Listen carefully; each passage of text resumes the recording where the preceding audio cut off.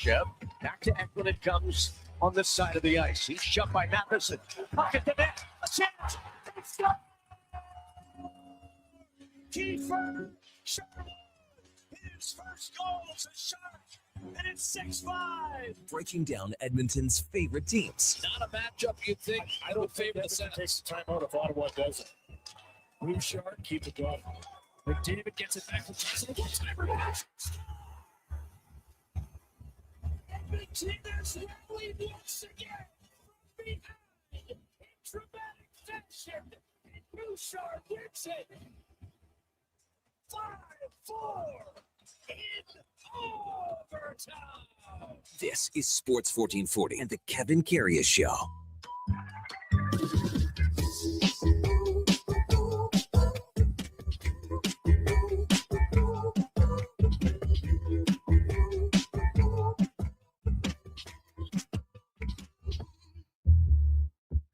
All right, here we go for Saul 618, Thursday, March the 5th, 30 hours or so until the NHL trade deadline and some moves, including the Oilers last night. Hey, good morning. Welcome to the Kevin Karius Show on Sports 1440 AM radio on your morning drive into work or wherever you're heading out on a Thursday morning. So appreciative that you could spend some time with us here on a Thursday. You can also watch us on YouTube at Sports 1440 AM. We would really appreciate if you dropped us a like and a subscription. We're also on X, Facebook, Instagram, and even Twitch. As always, we are streaming on iHeartRadio, the TuneIn app, and even on sports1440.ca. And if you miss any part of any show, you can find it where all the podcasts hang out on Apple, Spotify, Google, even Amazon. Please subscribe and select the auto download, and you'll never miss a second of any show. Yeah, so glad you're with us on a Thursday morning. And again, our text line is open, 833-401-1440. What do you think of the Oilers' latest trade, which came down, I guess, late yesterday afternoon, made official at night? The Oilers picking up Jason Dickinson and Colton Dock from the Chicago Blackhawks, with 50% salary retained by Chicago for Andrew Mangiapane and a 2027 first-round top 12 protected pick in the NHL draft. Now, because of that pick, the trade that the Oilers made for Jake Wallman and that first-rounder, well, San Jose gets the 2026 pick, which was protected, but now it just goes to San Jose. You look at the Oilers in the sense of the three players that they acquired from Chicago. Well, you got Connor Murphy, and then you've got the two forwards yesterday and Dickinson and Dock. Well, they got a whole lot bigger for sure, and they got a lot better responsibly defensively. So, and on the PK, I mean, you're looking at Jason Dickinson and Connor Murphy with being a part of a really top unit penalty kill in Chicago. So they're going to fit into that aspect here. And let's be honest, the numbers just show it. I mean, the Oilers' penalty kill in the last little while has been leaking. I mean, they went from a point where they were 10th in the NHL to 26th. Bang, in like a couple of weeks, even less. So this coupled also with Curtis Lazar going on LTIR. He's going to be out for at least a month. Matthias Janmark is on injured reserve as well. So the depth is starting to come into question here on the forward ranks, especially on the fourth line. And that's why Colton Dock was part of this package. Now, he's a younger guy, a bigger guy, and has some upside. So the Oilers got a little grittier. They got bigger, and they got tougher to play with, you would say, in the bottom six. Now, the whole solution to this puzzle, though, that's likely not where it lies within. It lies within, but it's in the top six, and the commitment from the top six forwards to be invested defensively as much as they are invested offensively. So that's where we're looking at. And I mean, Mangiapane just didn't work out. And you can look at this as, cleaning up your own mess for Stan Bowman, because he was signed on July 1st and it didn't work out. They thought that, he was going to be a solution here at a decent price point for a guy that they wanted to get 20 goals out of and be, a contributor. Never worked. So this is cleaning up a mistake that was made. And July 1st has not been kind to the Oilers the last couple of years. I mean, you don't have to be a rocket surgeon to figure it out with Skinner and Arvidsson, Mangiapane. I mean, I guess technically you would almost throw in Trent Frederick into that category, although it didn't happen July 1st. Anyway, but they need to be better, and they can't be making mistakes like this because they don't have the time as far as a window goes. They don't have the salary cap, and they don't have the currency and assets to keep cleaning up the mess. So a lot of this stuff has to come from within for next year, where you're looking at guys that will be able to contribute that are down in Bakersfield, i.e. Ike Howard and a Szymanski. We'll see what his role is moving forward. These guys will have to be the solution moving forward because you can't keep doing this year after year after year. In the NHL last night, Vegas beats Detroit 4-3 in overtime. So the Golden Knights get off the schneid a little bit after losing 3 in a row. Anaheim watched the game against the Islanders last night. Boy, the Ducks looked pretty darn good. They beat the New York Islanders 5-1. And St. Louis, I guess, does a little bit of a favor beating Seattle by a score of 3-2. So when you look at the Western Conference standings, well, Anaheim shoots past the Oilers into the number 2 hole, just 1 point back of Vegas. Vegas with 72, Anaheim with 71, the Edmonton Oilers with 68 points. In the wild card spots, you got Utah at 68 and the Seattle Kraken at 67. A big trade with the Utah Mammoth picking up Mackenzie Weegar from Calgary for 3 second-rounders, Oli Mata and Jonathan Castagna for 3 seconds as well. So we're going to have a good conversation with Brogan Houston from the Deseret News, covers the Utah Jazz right after the break to see exactly where Utah is. And I mean, you look at where the Mammoth are sitting in a possible playoff position, and they are in one right now. Can they hold on? Well, they got some great young talent. They got a pretty damn good decor with the likes of Weegar and Sergachev and Dursey, and their goaltending is really good too. So exactly where this team is trending, you would say that upward arrow is really, really strong. So we'll talk about that coming right off the hop with Brogan Houston. Should mention at the Briar right now, well, the big game today, I mean, people just can't wait for the big game this afternoon, which is Gushu and Jacobs, both teams 7-0 in their pool. Whoever wins is going to clinch first place. So that's massive. But Kevin Cooey continues to roll for Team Alberta. And I mean, Cooey's 51 years old. He's 6-0. He's found that magic touch. He beat Dunstone already, and he's got a lock for a playoff spot. So he's got a couple games left in the round robin before we head into the playoffs here. On the ice right now is Manitoba's Calvert and James Grattan from New Brunswick. They're in the fourth end. New Brunswick leads by a score of 2-1. Hey, and it's, we've had some great golf tournaments already, but now you get into it's the King Arnold Palmer Invitational at Bay Hill, and they're just teeing off at Bay Hill, just getting underway here in the last hour or two. But now you can start to feel the momentum because we're about a month away from the Masters, and you're starting to feel a little more golfing. Like even talking to Schlemmer yesterday with the temperatures coming around. What are we looking at here again for the high on Saturday? 17 big ones. 17 big ones, 9 tomorrow. People will be getting the itch to go hit the little white thing for sure. Hey, it's a 7:10 in Edmonton. Let's welcome in the Duke of Delburne. A lot more spry. He was spry. He's walking into the studio here at West Edmonton Mall, folks. There was a spring in his step. After 2 solid games on Tuesday night, was it an easier evening for you last night? Much easier, Kevin. Much easier. I didn't put nearly as much exertion on my body. I watched some hockey. Was trying to keep up to date on all the happenings and obviously the completed deals, some deals that seem to be hinging on the possibility of being completed as we approach tomorrow's deadline. The Oilers getting back in the mix. It's all happening all at the same time here, Kev. And I was just kind of sitting back, relaxing, and taking it all in yesterday afternoon. Jordan just called you the king of load management on our text line, Duke. Unreal. The king of load management. Load management. 2 games in one night. What's load management about that? Well, then 0 the next day. Well, you only play the games that are scheduled for you. Are you? You got games today or what? Friday. Nothing today, but no. Tomorrow night, late, 10:30 at Southside. 10:30 Southside. That's what. And then Saturday morning, going to one of Walker's skates.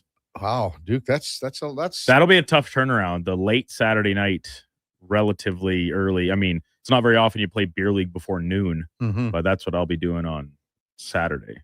What do you make of the trade, the last one? I mean, Jason Dickinson 2 years ago. I mean, this guy, everyone was after him because he was great defensively and he had 22 goals back in 23-24. His offense is dried up, but he's still pretty good defensively. So, yeah, if you think you're getting the 23-24 version of Jason Dickinson, well, that's like I saw some people even said that they voted him for the Selke that year. Really? Yeah. Wow. Just because he had 20 goals. And and we've talked about this before. The Selke, it has changed a little bit where it's a guy that's defensively astute, but also still pumps out a little bit of offense. Gone are the days of Jari Lehtinen, Sammy Paulson, Jay Pandolfo. With like, hey, those are all great players, but they weren't. And Lehtinen may be the best among those in terms of actual production. But I digress to the actual trade itself. It fills another need, right? It fills a hole that was clearly one that this team had been searching for an answer at all season long at that third line center spot. Plus shores up your penalty kill. Now the catch here is the price paid. It's a steep one. So you're once again having to cover up or play catch up on a mistake that you've already made, and this being Stan Bowman with the Andrew Mangiapane contract. And it's unfortunate because like Mangiapane, right? When this deal was made, nobody hated it. Maybe you didn't love the second year added on to it. The price was fine for a guy that you had expectations of playing in your middle six and contributing. He was pegged for middle six for sure. Well, 15 to 20 goals. And it just didn't work out. Even the start of the year, like everyone said, okay, who's your second line left winger? Well, it's Mangiapane. Yeah, there was a lot of excitement about a guy that has shown an ability to finish and put the puck in the net, playing alongside Leon Draisaitl, which has been something the Oilers have been searching for a long time. A line made for Leon that can actually finish. And of all the different guys that have rolled through, there's been varying levels of success, but this was an actual scorer with a good track record of doing so. Obviously highlighted by 30 plus a number of seasons ago. And it just didn't work out here. And so now you need to move the money to make everything else work. You get a player back for sure, but it's a UFA. Will he be back? We'll see. Same goes for Murphy.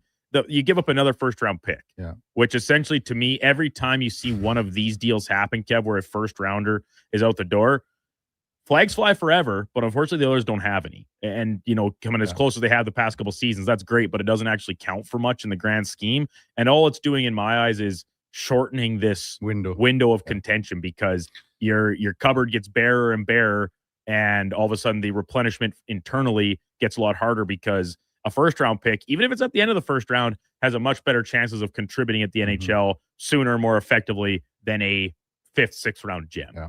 So, the thing with Curtis Lazar going on LTIR, so his money, going there, and then Colton Dock's money are almost similar, 50,000 more for Dock at 8.25. Lazar's at 775. We had some texters wondering how everyone gets in cap compliant and things like that. So that shores up the money with Curtis Lazar going on LTIR. They've got a lot of guys on the lower end, really, of the spectrum here, with Podkolzin's at $1 million and Szymanski's under $1 million, Savoy's at 886 and Colton Dock's at 8.25. So that's where they're filling the gaps on this roster right now. So we'll see what happens tomorrow, who's in out of the lineup, who's going to be, if they have to shuffle anything anymore. Plus, there's still an opportunity here with less than 30 hours to go where Stan Bowman makes some sort of another move, because there is the possibility of that happening as well. Coming up on the big program, we'll check in again, as mentioned, with Brogan Houston from the Deseret News, covers the Utah Mammoth, and they are trending upwards, and that really gives them a blue liner He doesn't even have to get into the top 2 pairing. He could be on their second pairing right now. In fact, the way things, and Sergachev's just playing great in Utah. So we'll talk to Brogan about that.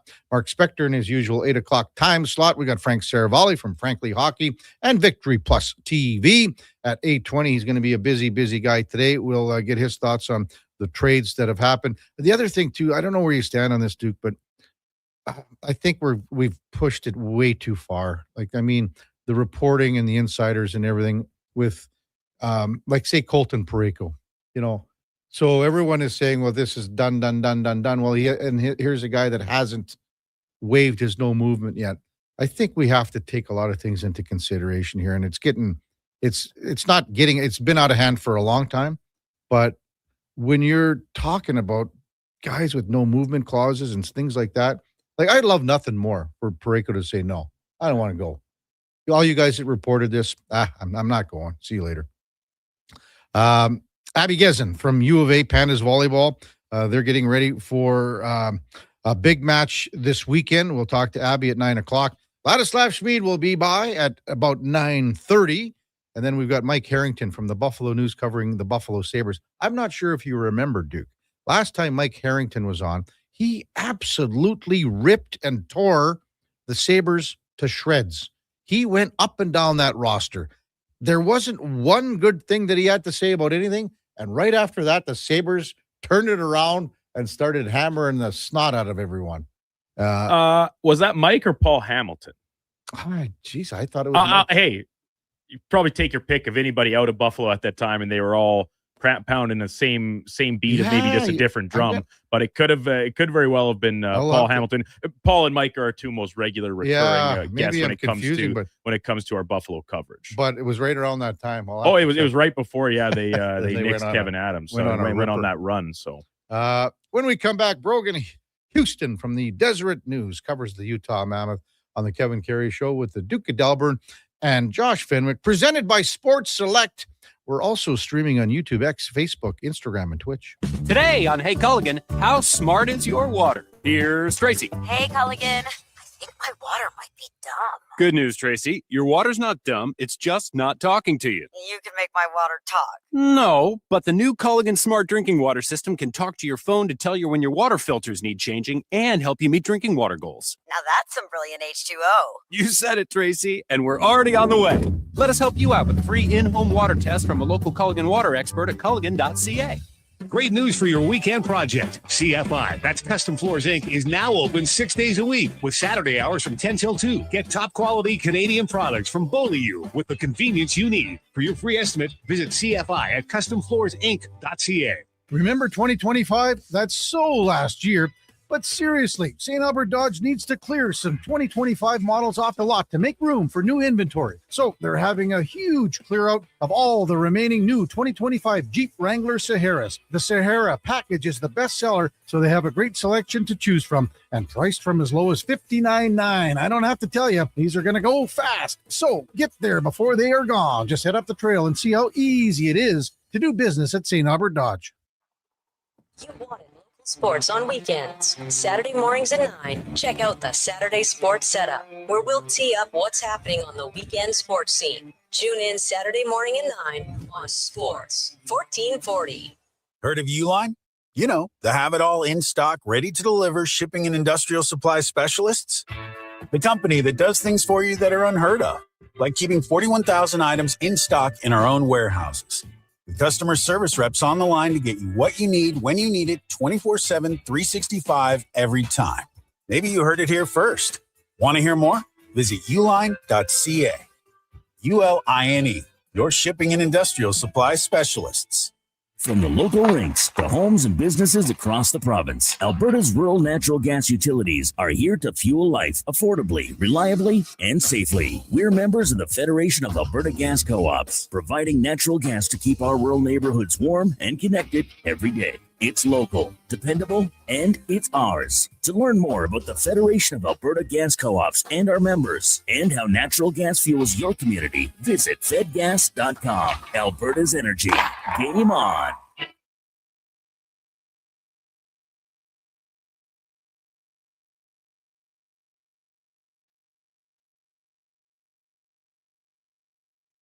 Have your sports curiosity cured with the Kevin Karius Show. This is Sports 1440.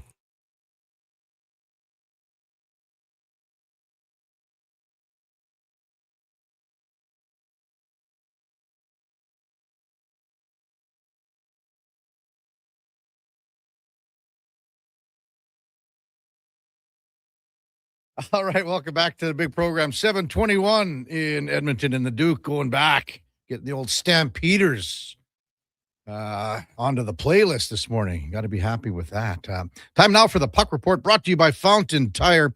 And at Fountain Tire, we can meet all your car needs and more with our digital vehicle report. We just don't tell you what your car needs. We show you what your car needs. Book your appointment at Fountain Tire today as we welcome in Brogan Houston from Deseret News in Utah. Morning, Brogan. You're with Kevin Karius. Welcome to Sports 1440, and thanks for jumping on the big program this morning. Really appreciate it. Have you got us, Brogan? Brogan, can you hear us? He might be muted, so we'll see if we can. There we go. Hey, Brogan. Now we got you now. All right. You'd think after all this time I might know how to use a mute button. My bad. Yeah, no, it's an exciting time in the hockey world. So, I'm excited to be here. And, it's one of those days that you take work off, right? If you're, not working in hockey media. So I'm glad that I am now so I can save my vacation days. Good stuff. So big trade for Utah, picking up Mackenzie Weegar from Calgary. What's been the initial reaction with fans, media, everyone down in Utah here, Brogan? Yeah, it's obviously a big trade. It really shores out Utah's defense because they had 3 veteran, solid left-hand shot defensemen and 3 on the right side. And so they really just needed, to kind of ship Olimata somewhere else because he hasn't been playing. And they needed to add a guy on that right side. And Mackenzie Weegar is a great fit, it seems like. He'll probably play kind of in those like top 4 minutes, probably alongside Ian Cole or Mikhail Sergachev, depending on how they kind of want to stack everything. But when you've got, your right side is John Marino, Sean Dursey, and Mackenzie Weegar, like those are 3 guys that you can rely on in any moment of any game. And, heading into what looks to be a playoff stretch, that's a good player to add. Where does he pencil in here to start? Is it with Ian Cole here, Brogan? I would guess so. Just that, Sergachev and Dursey have been the pairing most of the year, and I think they've played pretty well. But I really don't see them breaking up the Schmidt-Marino pairing because those two have been really well, have played really well together. So I would imagine that he either goes with Sergachev or Cole. Yeah.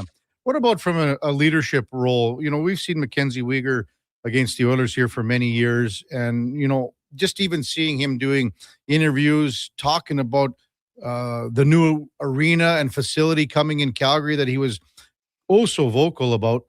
Maybe touch on that angle, that the leadership that the Utah Mammoth are getting here as well.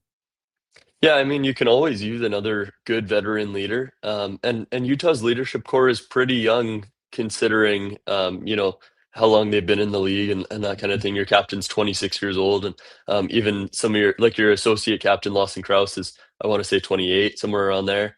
This is a group that could always use just a little bit more leadership. And that's kind of what some of these defensemen that they have been for them, Sergachev and Cole, and these guys that have won the cup a bunch of times. And so, Mackenzie Weegar, he hasn't necessarily won the cup, but he's been around long enough to really know what's going on. And from what I've seen, he seems like a really good interview, which is always, great selfishly for me. We lose Olimata, but, bring in another guy that can really handle himself, when the microphones are on. And so, I just think that's just something that a young team needs is a lot of good voices in the room that can, pipe up in any situation and say, here's what we got to do. Here's what we can't do. Brogan Houston with us from the Deseret News in Utah on the Kevin Karius Show here in Sports 1440. We've been keeping tabs on a local product in Dylan Gunther from Edmonton that was just outstanding when he went down to the desert, and now he's even continued that and picked it up a bit more since the team moved to Utah. What have you seen from a guy that, I mean, he's just touching the tip of the iceberg here. He's got so high of a ceiling that, I mean, fans must be just thrilled with what he's done so far and what the future holds for him.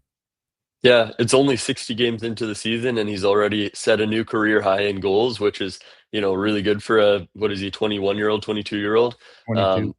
He's just, I think he's 28 goals right now, somewhere around there. Just, that's a great number at that age, or that's a great number for anybody, and especially at that age, that's awesome. Mhm. He has focused a lot this year on diversifying how he scores. So last year it was a lot of those one-timers from the Ovechkin spot on the power play, that kind of thing. And this year, yeah, he scored a handful of them, but a lot of his goals are also taking the puck to the net and being in the right spot to get rebounds and really kind of getting into those dirty areas of the ice, because he's not a huge guy, but he's also not little. Like he's got the muscles to be able to hold his own in front of the net, and he's really finding a way to score from those places as well. Yeah. And he still uses his incredible shot. I'd say he has a top 10 shot in the league for sure. His release, when he was playing here in Edmonton for the Oil Kings, Brogan, his release was as good as anyone in the league. And then we saw it at the World Juniors, and it's continued on in the NHL. And you mentioned his, he's getting bigger, he's wiry, but he's got that sort of deceiving strength for a guy that doesn't look like he's a big guy. How has he played defensively? How's he cleaned up some of those areas of his game? Yeah, well, they trust him defensively, and I think that's a good. You can look at every defensive stat, and it means one thing to one guy and another thing to another guy. But what really matters to me is where they choose to deploy him. So he plays occasional PK time, which is a good sign for any defensive guy. But he's also always on the ice for key situations, whether they are up a goal, down a goal. He's going to be on the ice, and so he's. Obviously, everybody is still improving at that age, and the defensive game is one of the harder ones to figure out. But he is improving for sure, and I don't think that he will have a problem making a Team Canada type of roster a couple of years from now once he's kind of more established as a veteran in the league. Yeah, that's a hell of a point. I've got him pegged, Brogan, to make the 2030 Canadian Olympic team. It's a long ways away, and you never know what can happen between now and then. But, he's represented our country many times at the World Juniors and other events. So that's where I see his trajectory going. Wanted to maybe bring up another Oiler in Kyler Yamamoto with you, Brogan, and how he's fit in here, as a bottom six player. What have you seen from Kyler so far? Yeah, well, last year he came in on a PTO during training camp. He got his contract out of that PTO, but he spent most of the year in the minors last year. And then he stuck around this year, re-signed, and he hasn't even touched the minors once, I don't think, this entire year. And that's a little bit because of just kind of injuries that hit Alexander Kerfoot in training camp and Logan Cooley a little bit later on. But he has been able to stay in the lineup, which is really good for a guy like that. He's a hard worker. He's one of those guys that doesn't really accept no for an answer. Like he always has that underdog mentality, and he always wants to push himself and get in the. Andre Tourney always says that he plays like he's 6'2", even though he's 5'7" or something like that. Probably a generous 5'7" at that. He's got that dog on a bone mentality, and he's got 9 goals or something this year, and he only plays half the games, so that's decent for sure. Yeah, you mentioned a couple of guys that have been injured as we're speaking with Brogan Houston from Deseret News in Utah. Obviously, Logan Cooley's the big name there. How's he looked since his return from injury? Yeah, he's played great. I think he's got 3 points in 3 games since returning, 3 points in 4 games, somewhere around there. I don't know the numbers super well, but he's looks like he hasn't missed a beat, and I really think that injury. He probably could have come back before the Olympic break, but they probably just gave him those extra couple games because, then he could take the entire Olympic break to fully recover and not risk re-injury. And so I think he was kind of chomping at the bit, ready to go. And the second he stepped back in the lineup, he was dangling. Guys, they played Colorado that first game, and he broke a guy's ankles at the blue line in the offensive zone. And twice he made the same move in the defensive zone where he backhand passed the puck off of the end boards to himself and then spun around and grabbed it on the other side of the guy. So, and he made that same move twice and got away with it both times. So, he's a fantastic player. And, I really think that eventually he's going to be one of those 90-point guys, but, it's still going to take a little bit of work to get there. How good has Karl Vemilka been between the pipes for the Mammoth this year, Brogan?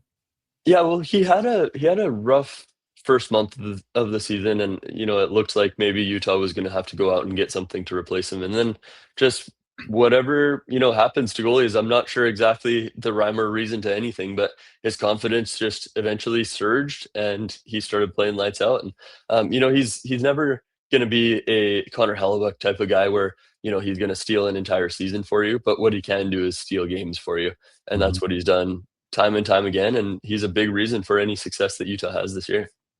What do you think management does here in the next 30 hours or so before the trade deadline, Brogan? Or, I mean, with Uyghur coming in, was that their number one target? Is there something else that might be of help to them because they still have some decent currency, to work with here?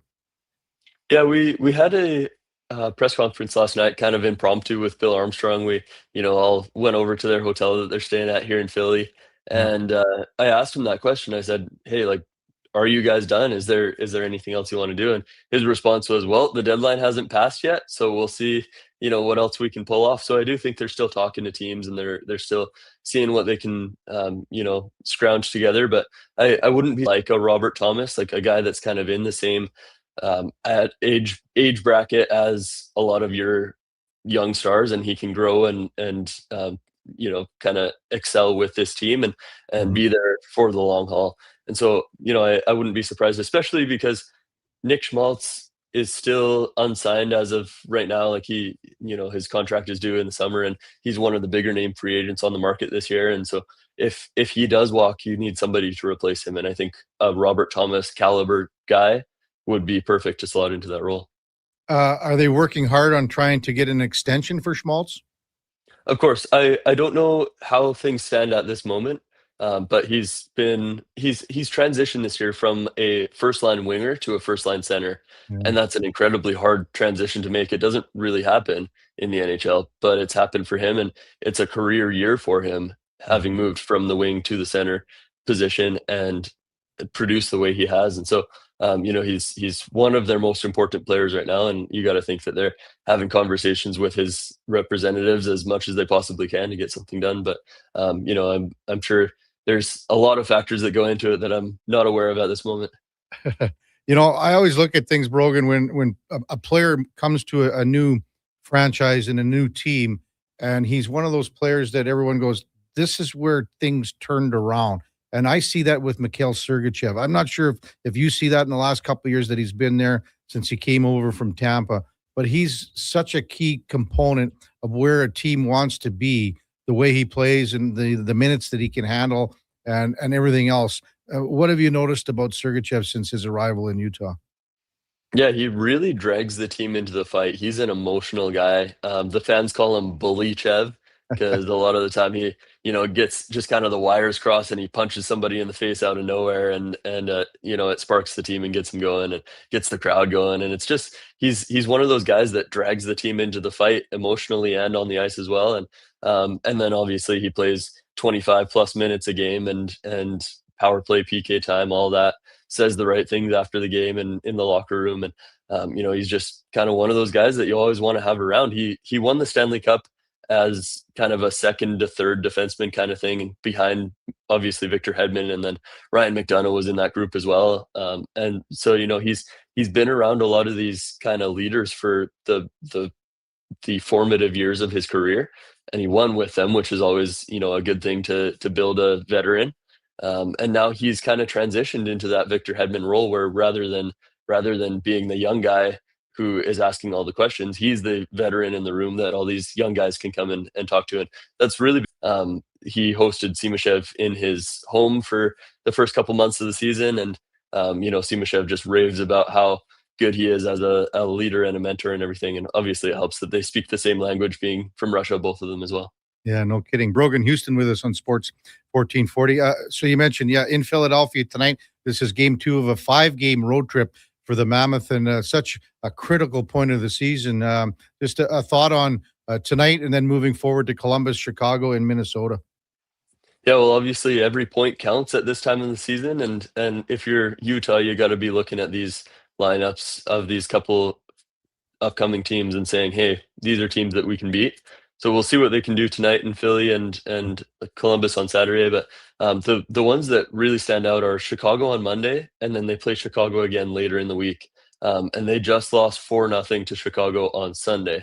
Yeah. So this is 3 games within a week and a half or so that they're playing this game or playing the same team rather. And they really have to show that they can, hold their own against a team that has finished bottom in the standings a lot of years recently. Yeah, exactly.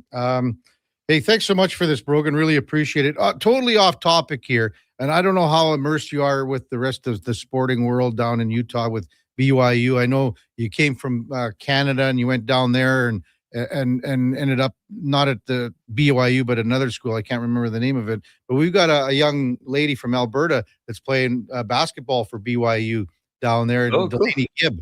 I'm not sure how much headway and how much news she makes down there, but we're always keeping tabs on her, and I've been following her for many, many years. I don't know if you've got a little perspective on Delaney Gibb down there. If you have, please share. Yeah, I wasn't aware of that, that she was an Alberta player. Yeah. That's kind of awesome. I don't pay super close attention to any, college sports or anything like that, but I was actually born in Alberta and raised in BC, but born in Alberta, lived there till I was 11. So, I'll cheer for an Albertan, every day of the week. That's awesome. What are your Alberta roots? Because I assumed you were from BC when I was checking you up last night. Yeah, my parents are both from Calgary. I was born in Lethbridge, lived there till I was 11. So, I don't have a ton of connections there anymore, but lots in Calgary for sure. All my grandparents and cousins and stuff. Great stuff. Hey, Brogan, thanks so much for coming on. Enjoy the game tonight in Philly and the rest of the trip. Hopefully we can chat soon. Really appreciate it. Sounds good. Thanks, Kevin. That's Brogan Houston from the Deseret News in Utah, on the road in Philadelphia as the Mammoth take on the Flyers tonight. That's game number 2. A 5-game road trip. And that's our puck report, brought to you by Fountain Tire. And again, we focus on one thing, and it is your vehicle. Check them out and book your appointment today at fountaintire.com. I just thought he was a BC guy because I was checking out his bio from last night and how he ended up. Obviously, he was on a mission, went down to Utah and ended up going to school. And there he is. A couple of years later, he's covering the Utah Mammoth. That's got to be a pretty cool thing. Text 833-401-1440, and the Duke is correct. And even BC Oiler texted in. Paul Hamilton is who we had on, and it's 2.5-3 months ago. It ripped the Sabres to shreds. They beat the Oilers that night, never looked back. He said they lost to Calgary, and he says maybe they were listening because, man, yeah, he came in and absolutely pounded the Sabres. And ever since then, they've been on a real roll. My buddy Blair texts in, just tuned in, and all I hear is KK say someone got pegged. On another note, I like the Dickinson deal. He likes it. He's like Mikey. Mikey likes it, and so does Blair. When we come back, we'll get to some of your texts. Maybe we'll hear from Jack Roslovic. Duke, what do you think about that? I was down at Oilers yesterday and attended the practice. Jack Roslovic, I talked to him, and then down the hallway comes a barreling big Marty McSorley. And I had a great conversation with Marty, and we'll hear that as well over the course of the morning. Marty is a real beauty, as everyone knows. His son is at Okotoks playing in the baseball academy for the Dogs. He's battling a bit of an injury, but that's the path where Marty's son Owen has chosen. So we'll hear about that coming up a bit later in the show. It's Kevin Karius Show, presented by Sports Select with the Duke of Delburne and Josh Fenwick on Sports 1440 AM radio. We're streaming on YouTube, X, Facebook, Instagram, and Twitch. Need a new ride for road trips, errands, or just life on the go? Go Auto offers a massive selection with over 15,000 new and used vehicles to choose from. With over 70 locations across Western Canada, finding your next ride has never been easier. So, Whether Marty, it's a roomy SUV for the family, a sleek car for the open road, or a rugged truck for your weekend adventures, you'll find it here at a price you'll love. Explore thousands of vehicles today at goauto.ca. You wanted local sports on weekends. Saturday mornings at 9. Check out the Saturday Sports Setup, where we'll tee up what's happening on the weekend sports scene. Tune in Saturday morning at 9 on Sports 1440. Divorce is never easy, but Fairway Divorce Solutions can help. Their clear step-by-step They saved us money and heartache. My ex, the kids, and I feel like we'll all be okay. At Fairway Divorce Solutions, trained mediators and in-house lawyers will move your divorce process forward in a professional and efficient manner to achieve a fair resolution and separation agreement. Visit fairwaydivorce.com. At Hughes, it's all about getting in and out quick and clean. No cash, no problem. With Hughes' new tap and wash system, all you need is your debit or credit card to get your vehicle sparkling clean. Find us at HughesCarWash.com. NHL Star Sticks are back at McDonald's, and we're celebrating by going bigger. Make that smaller, way smaller than ever before. Collect the set and get one of 7 mini sticks with every NHL Star Sticks meal. Featuring McDavid, Matthews, Quinn Hughes, McCarr, Celebrini, Reinhardt, and Montembeault. So get yours while they last. 1 stick per meal purchase. Limited time at participating Canadian restaurants. Whoa, I gotta put some money on the game tonight. We hit our monthly budget. Whoa, how did you get in here? I'm you, the responsible you. We're right. We'll play another time. Sounds more like us. If you gamble, use your game sense. Visit GameSenseAB.ca. Time for a new career in 2026? Or maybe your kid is still pondering their path.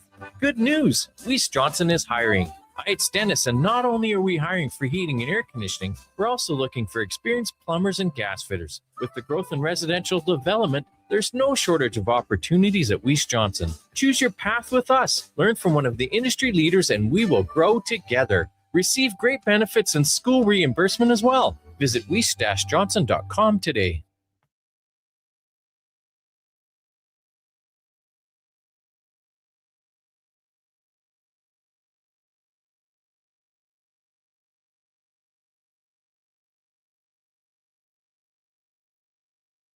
Sports 1440. All sports, all day. On YouTube, Facebook, and X. Thanks for listening to Edmonton's sports leader.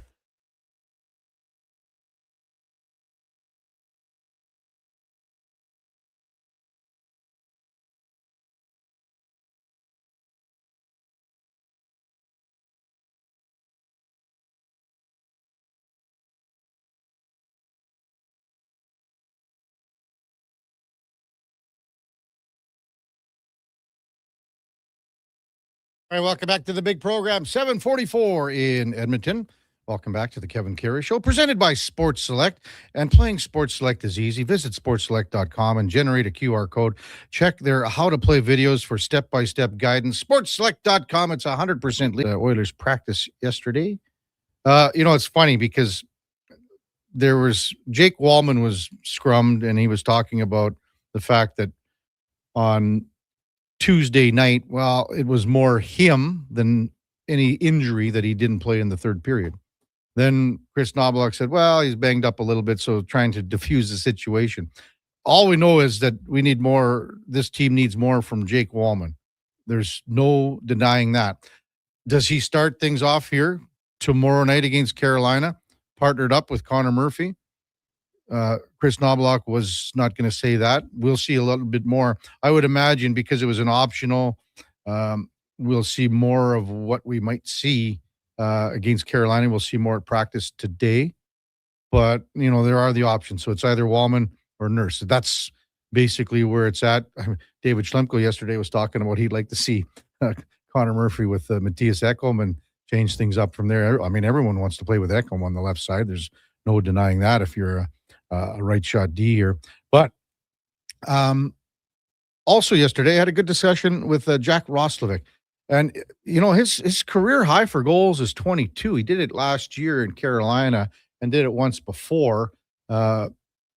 He's at 16 goals right now. And that was one of the things we discussed because he's banging on the door for 20. Hopefully he can get there. He had 22 back in Columbus 4 years ago. So did it again last year with Carolina. And he's doing it this year with virtually, no power play time. Very, very little. Very just basically 20 seconds to mop things up. So anyway, had a good discussion with Jack, and he was a little, I don't know if you would call him testy.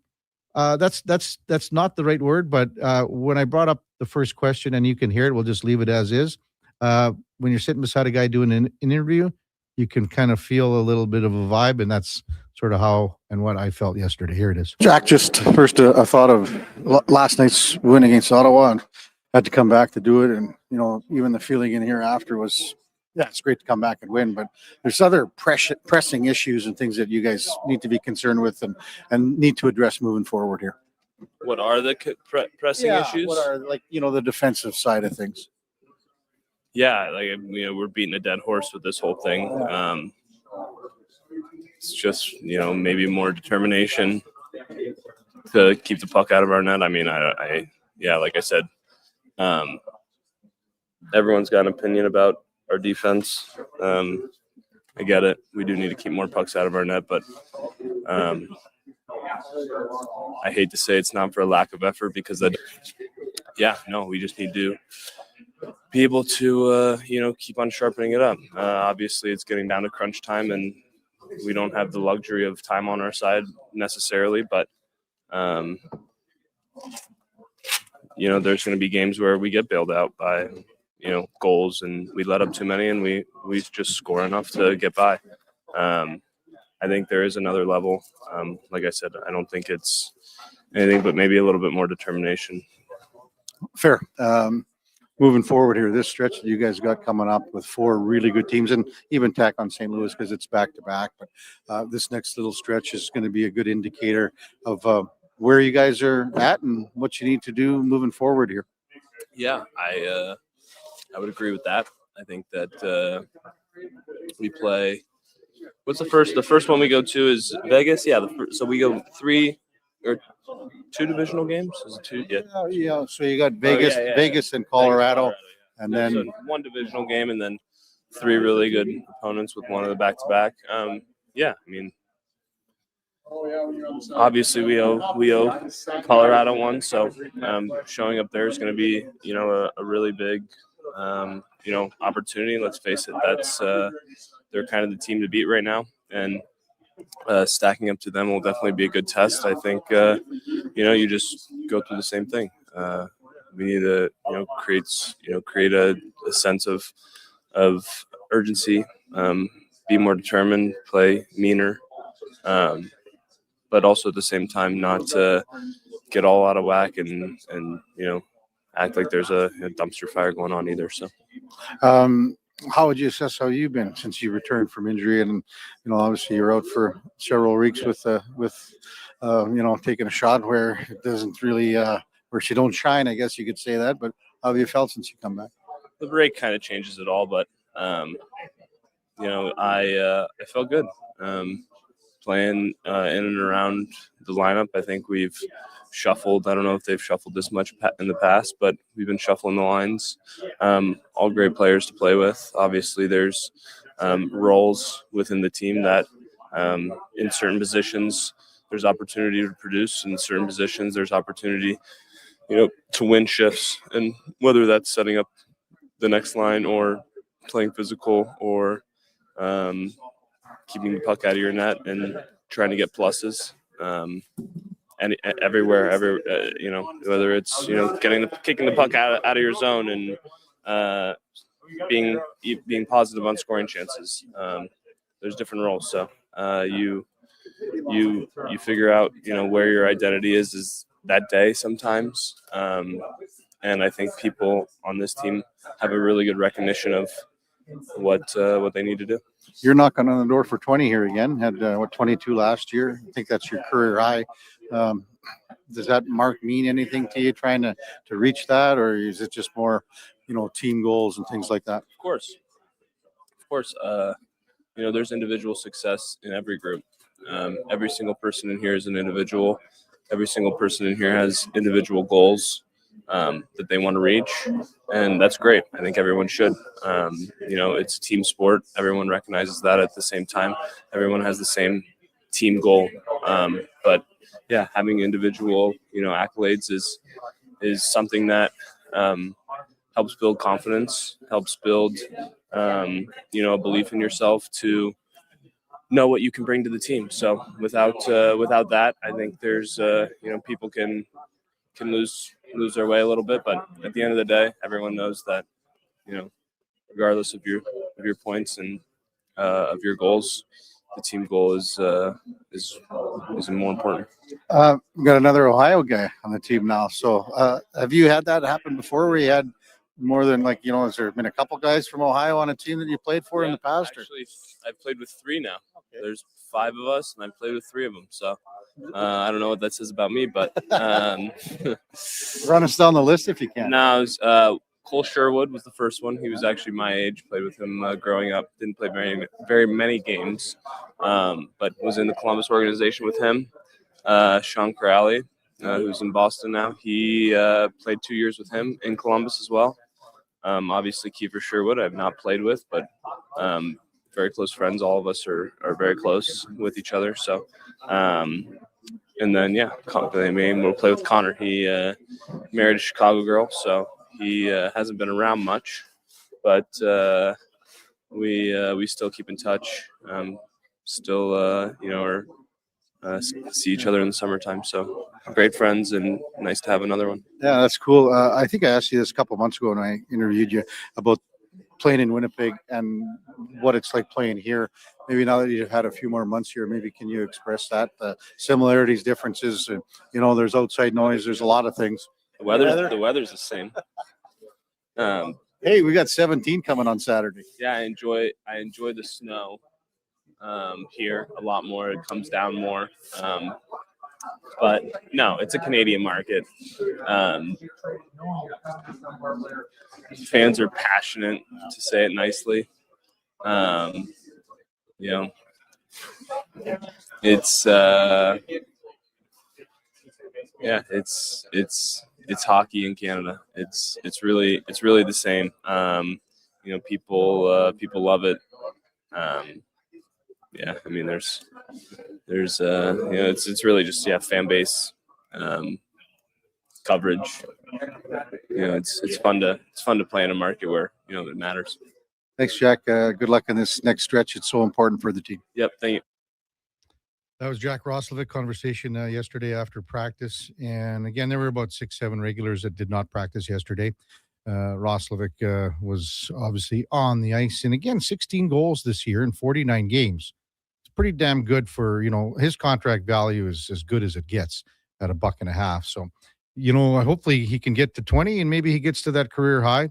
The biggest take that I had from that interview, and actually we had a text in just now, that was from Noel Rinsky saying, Jack's a great interview. Craig and Redder says it was awkward to say the least. I don't know, Craig. What do you do? I don't know why you think it's awkward. The one thing that I did think and took away was about him talking about the lines. He says about shuffling of the lines. He says, I'm not sure how it was in the past, but he did bring that up.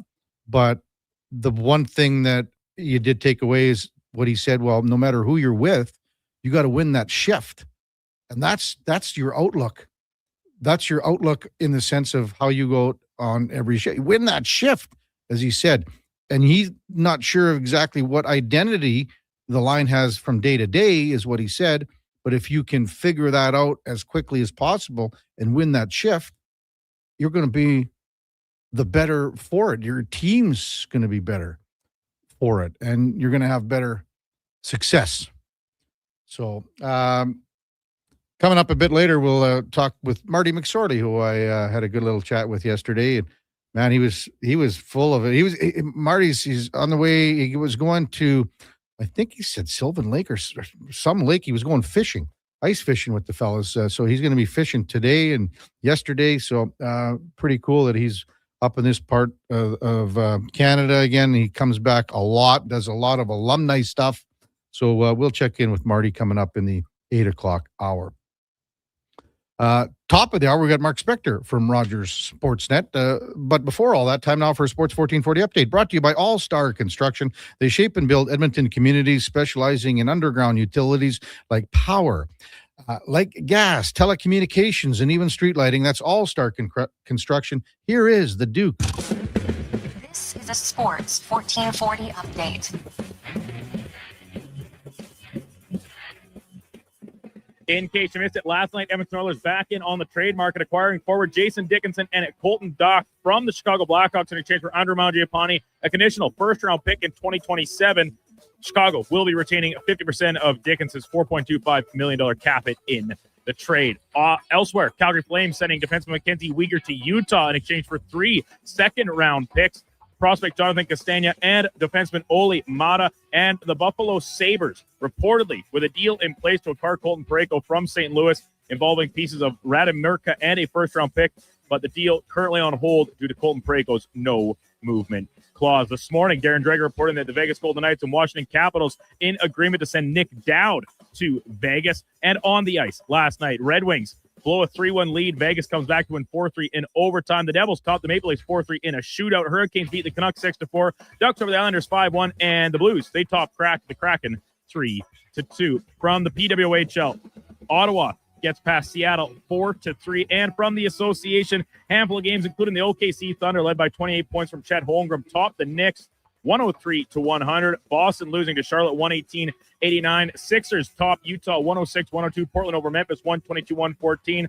Hawks beating Milwaukee 131-113. And the nightcap Clippers over Indiana 130-107. From the Briar in Newfoundland, draw number 16 this morning. Alberta's Kevin Cooey looking to stay undefeated, taking on BC's Tanaka Rink. Yukon up against the Northwest Territories. Manitoba's Dunstone team playing Northern Ontario. And New Brunswick up against the Calvert Manitoba Rink as we speak. Coming up in hour 2, the Kevin Karius Show will be joined by Sportsnet's Mark Spector and Frank Seravalli from Victory Plus TV. I'm Brandon Douglas at your Sports 1440 update. Sports 1440 in West Edmonton Mall and Wetaskiwin. CKJR is a Stingray radio station. Download the free radio player app and listen wherever you go. Hi, Mike here from Northgate Chevrolet Buick GMC. March Madness is finally here. If you've been waiting to get into a new or used vehicle, now is the time. This is a mega sale, plus the grand opening of our all-new Autoplex, a massive indoor showroom. No iPads, no patio sets, no trips to Vegas. Just a good deal. So stop in and see us today, 13215 97th Street, or visit us online at northgategm.com. You're in Northgate country. Planning your next event? Let Loca Quality Market cater. From made-to-order meals to gourmet platters to full chef tasting experiences, they make entertaining effortless. Visit loca.ca to start planning today. You see it? Fusion Promo Marketing can make it. Fusion makes high-quality, memorable promotional products for businesses, sports teams, and corporate events. From vision to reality, get noticed and remembered. Fusion with a Z. Promomarketing.ca. What if you could hire motivated, safety-trained youth with no risk and funding to support you? At Careers the Next Generation, we make hiring easy with funded internships across Alberta in trades, IT, forestry, and more. Interns are WCB covered, complete high school accredited safety trained, and arrive ready to contribute from day one. With 42% of RAP students completing their apprenticeship by age 22, you get skilled workers faster. Spots are filling up. Visit careersnextgen.ca today. Who's that working on the underground utilities over there? All-Star Construction, that's who. What about the street lighting? Yep, All-Star Construction. And the directional drilling, hydrovacking, neighborhood renewal, and telecommunication work? Yep. Since 2009, All-Star Construction has been doing all that and more, shaping and building Edmonton communities for land developers all around Edmonton. That's what All-Star Construction is all about. Ah, yes, Alberta in March. Green beer and slushy roads. Where the only thing worse than the roads is trusting them. If your brakes are squealing louder than a pub on game night, or your shocks feel like they found potholes instead of a pot of gold, it's time to go to Napa Auto Parts. With over 85 locations in Alberta, Napa has the quality parts, tools, equipment, and know-how to keep your ride smooth and feeling confident. More than lucky. Visit your local store today or visit online at napacanada.com. That's Napa Know-How.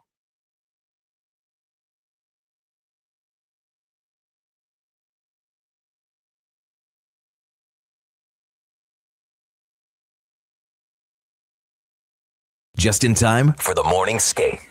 This is the Kevin Karius Show on Sports 1440.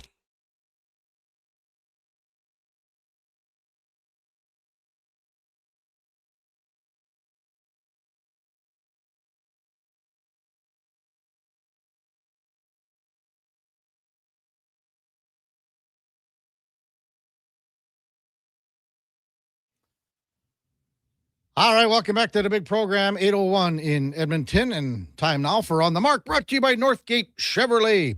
Buick GMC March Madness is finally here. Yeah, March Madness is no joke. No giveaways, no phony prizes, just a good old-fashioned deal. See more at northgategm.com as we welcome in Mark Spector from Rogers Sportsnet. Good morning, Spec. What's happening, man? Looks like the Oilers are maybe done. We don't even need a deadline show on Friday. Let's just take the day off. Hell. Yeah, that'll go over well. Weather's good. Let's go skiing. Yeah, it's supposed to be 17 here on Saturday. So I'm catching all this flack, Spec, from everyone on the text line. Oh, how come? Well, okay, the Environment Canada website says it's going to be 4 today, 9 tomorrow, and 17 on Saturday. That's what I was looking at. Okay. So, like, everyone's going, it's not going to be 17 on Saturday. What are you looking at? Like, what do you know? Well, don't we all just look at our phone and trust it to mislead us on the weather? It's just I'm sure that's what Environment Canada has basically. I don't know. All I'm just saying is that, I was listening 7 on Saturday. Where the hell are you coming from with 17? Listen, Spec, you're the 80th guy to say that this morning. So all I'm saying is that it better be, if it gets to double digits, this is a win for me. Yeah. I hate this hot weather. Like, for instance, we get all this cold weather and snow, and then we can't do anything because it's minus 25. If it goes to -2, you could have a hell of a day on Saturday. People could skate outside. They could go sledding. They could go skiing and cross because we've got all the snow. It's awesome. But the minute it gets to plus 17, it all melts and it's icy and it's useless. So I'm not a fan of anything over 0 in the winter. It should never go over 0. If we're changing our daylight savings or whatever BC's doing and stuff, let's put a rule in that it never goes over 0 between the months of November and March. Okay, well, now you're going to control the climate, Spec, too, or what? Oh, yeah. Sure. Is there anything you can't do, Spec? Yeah, we're going to change deadline day to way earlier in the season. No games on deadline day either. That's stupid. It looks like the Oilers have all their players Friday night, though. Dickinson ought to be able to be here by then. I would think so, yeah. I would think that they're on their way today, no? What do you think of this guy? Well, it's funny. 2 years ago, and we were talking about this off the top, 2 years ago, everyone in the world wanted this guy. I mean, at trade deadline when Chicago was struggling, everybody wanted him, and because he'd scored 22 goals that year. That's what he finished with. And he was a defensive center. There were some guys in Chicago. I would imagine it was Chicago because I don't know who else said, and I don't recognize the name, but he said he put a vote for him in for the Selke because, he had really good defensive numbers and metrics. And he also was pretty good offensively 2 years ago when he did score those 22 goals. So I think, that offensive flair, that's an anomaly for him. I don't see that happening as far as providing offense here, but he's going to be able to, he plays against the other team's best players. So, and again, there was even a stat that I saw, and we had a texter send it in. That year, he would have been at like a +9 in the sense of playing against the other team's top players, where the rest of the Blackhawks were in the -90s. Wow. Well, he was +4 on the season. Yeah. Which on that Blackhawks team is really something, particularly if you're a guy that goes over the boards when, the other team's best line's out there. That's unbelievable. Yeah. Now, the year before that, it was -29 in Chicago. Right. Those are misleading. Listen, here's a guy, like if you want to talk plus minus, the last 3 years, he's -7 in Chicago this year, and they're not a playoff team. He was -11 last year, and they were way out, and then +4 the year before. So his head is at or above water on a team that hasn't had, that's lost a lot more games than they won, man. So that's a good sign. And the other thing too, Spec, is they got a whole lot bigger with these last 3 guys. Murphy comes in at, he's a 6'4" guy. Dickinson's a 6'1" guy or 6'2" guy. And Doc's a 6'3" guy. So they got a lot bigger, and that's something that the team has been lacking going into the playoffs the last couple of years, even though they did have, a couple guys like Perry and even Kane that came in last year, but they were missing that this year. I think they were missing a lot of size. Yeah, I agree. Big is good. It's the oldest story in the book, man. Big and good beats small and good every time. It is good to have some size, especially in the playoffs, right? It becomes a different game. You can get through a regular season without as much size, but when the playoffs come, one of the ways Florida beats you is size and battles, and that they won the boards. Well, it's hard to win the boards when you're small. What do we think of Colton Dock here? That's where I was going to go with you, Spec, next, because I thought, just because of what happened with Curtis Lazar, do you think if Lazar doesn't get hurt and is out a month, that Dock isn't on the radar for Stan Bowman? I don't know. That's a good question. I'm not sure what where he fits on this roster. Put it that way. Mm-hmm. Right? And there's another guy, 6'4", 218. So that part's good, but you got to be able to play. You got to be able to play. It doesn't matter how big or small you are. 23-year-old kid. He spent the whole year in the NHL this year. Mm-hmm. 53 games, but only 9 points, minus 15. So I'm going to say to you, he's played 78 games in the league. So I don't know the player very well at all. I would like to know sort of I wonder what the plans are for this guy. But I will say this, I kind of think it's cool the way Stan Bowman has, obviously operated like a guy trying to win a cup. He's traded away draft picks and all those things, but he has managed to bring in some younger players to keep this thing rolling along. He's brought in Ike Howard, he's brought in Podkolzin, he's bringing in Colby Dock. He's, there's a few younger guys here. They're not all in their 30s, right? There are some young guys filling up the funnel here. And that's the thing, because there's really nothing left. And if you're looking at this 2-year window now with where Connor McDavid is at, and the other thing that I was kind of comparing Lazar and Doc here, Spec, is that, there's only a $50,000 difference in salary between the two of them, because Doc is at 8.25, I believe, and Lazar was at 775. So those numbers sort of work as well. Okay. Sorry, I'm plugging in my computer before it goes dead on me here.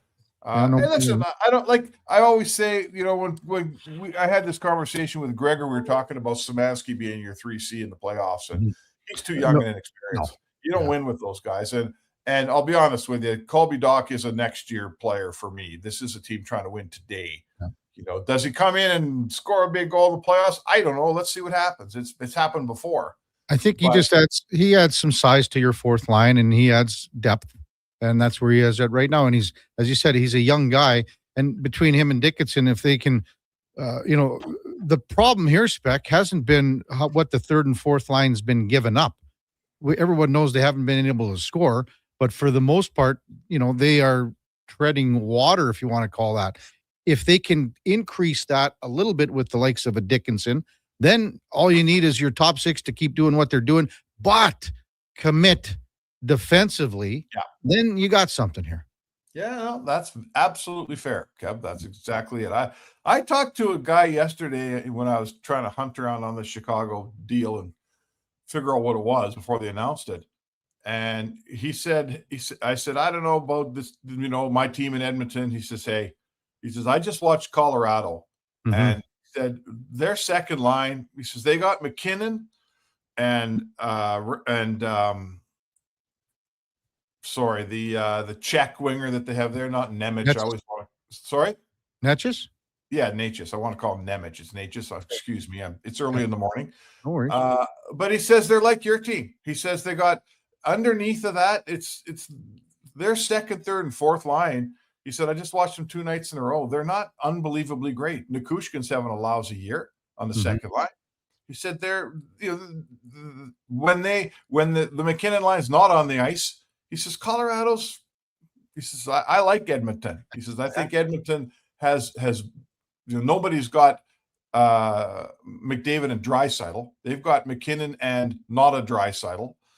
And he says, they got Makar, you got Bouchard. He says, if your goalies can stand up and make saves in the playoffs just that they're supposed to make, he says, I like Edmonton better than Colorado. So that's just a neutral scout talking who watched Colorado a couple of days in California this week. But I think sometimes we look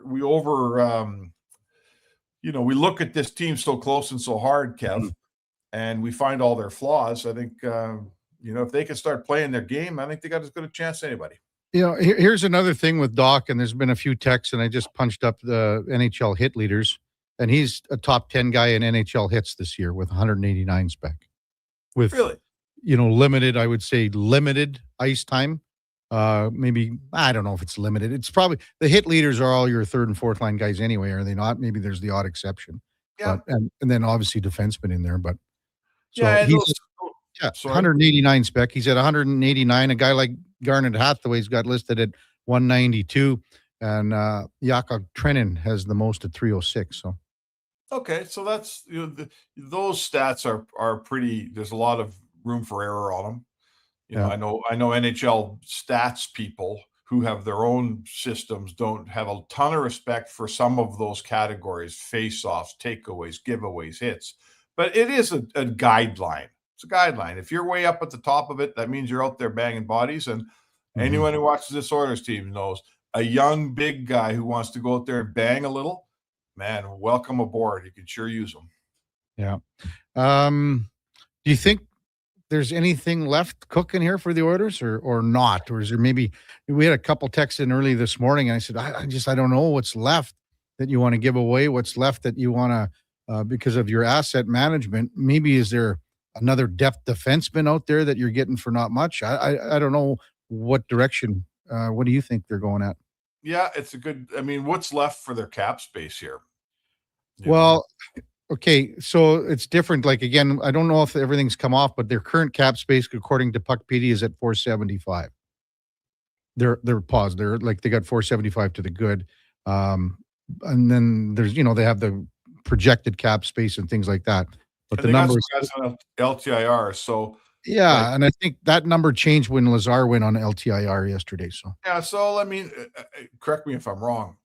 475. That means at this point you could get a $1.5 million player. But the other thing too, Spec, you can also send down Doc, and you can send down Szymanski. So now that gives you another almost, about 1.8. So you're looking at probably 2.3 or 4 somewhere in there. It's amazing, like how this cap space appears out of nowhere. You go along all year with no cap space, and now they've just brought in 3 players, and they think they can bring in another. I know this. I do not see Stan Bowman sitting around and not spending that cap space, right? If he's got room for a $1.7 million guy here, if that's what we're saying, absolutely, he's getting somebody. Get a depth defense. I think still though, right, Spec? You got to have enough guys up here where and that's where what I'm talking about with Szymanski and Doc. Okay, we'll send those guys down. Like, so you're trying to win right somebody now. We've done the development stuff here. We all love Szymanski. Good for him. But if you could tell me that, if you could find a guy that's a better defenseman than Emberson, if you could add a good solid $1.5 million defenseman that can play, that's played 500 games, if you could find a depth winger that's a real pro that we all love, Szymanski can wait now till next year. There's not a rush. We don't need to continue to develop Szymanski over these next 20 games. I would put him in the minors and take a veteran player that, that's obviously can play and can help you in the playoffs. Absolutely, man. No question. And then next year you need, like, Szymanski and Howard have to be part of this solution moving forward, because the mistakes, again, what happened yesterday is mopping up a mistake that was made on July 1st. And they can't have this anymore. Can't have it. Yeah, the Mangiapane stuff for sure. This team, by the looks of it, they're going to have a ton of room on July 1st this year, which isn't necessarily a good thing, right? I mean, it's not a good thing. Connor Murphy's off your books at 2.2. Roslovic's off your books. Dickinson's off your books. Henry's off your books. So they'll have tons of cap space here at July 1st to do some work. But again, their last 2 July 1st were negative entities. They made the team worse, not better. Yeah. So if you can't keep having, you're right. The fact you're trading Mangiapane and you had to throw in extra to get them to take next year, I'll say this: it's a handy bit of GM work but it's a handy bit of GM work that's recovering for a mistake the very same GM made. So, you know. And I mean, the whole thing too here, Spec, has been what we've talked about for 2 years. I mean, they need Jari and Ingram here, unless they pull one out of the hat and move something and get some kind of goaltender in here. But I mean, they need Jari and Ingram moving forward to be good, not below average. Yep. Yeah, and you know what? I don't know. Like I'm a little concerned about Jari. The last time I saw him play was in the Anaheim game, and it really wasn't that much a case of the team folded in front of him. He just couldn't make a save. He was just had a really poor game, cost him the game, in my opinion. Mm-hmm. I'm interested. Like I always feel with these goalies, and I think this is the Stu Skinner lesson, is I really want to see them play for 3 weeks with a proper defensive game played in front of them. Yeah. You know, how do you play when you're not, when every, like Kevin Woodley says, when it's not the worst environment in the National Hockey League? I think we all have to step back and say, until they're never going to win playing the defensive hockey they're playing. We know that. And I don't think you can ever get a full gauge on your goaltenders. Mm-hmm. With the worst environment in the league. It's unfair to the goalie, and it's unfair to try to evaluate them in that situation. I'm sorry. Good stuff, Spec. Hey, I ran into Marty McSorley yesterday, so we'll have an interview that I did with him coming up at 8:40. His boys playing ball in Okotoks at the academy. Yeah, I saw him at the game the other night. Yeah, his boys playing in Okotoks. Good for him. Yeah, he's having a good time. Hope he's doing any bench clearing brawls against the Okotoks team. not with the old man in the stands for sure. I expect to see you down at the rink, big guy. All right. Mark Spector from Rogers Sportsnet on the mark. Brought to you powered by Northgate Chevrolet Buick GMC. This truck's for you. Check them out at northgategm.com.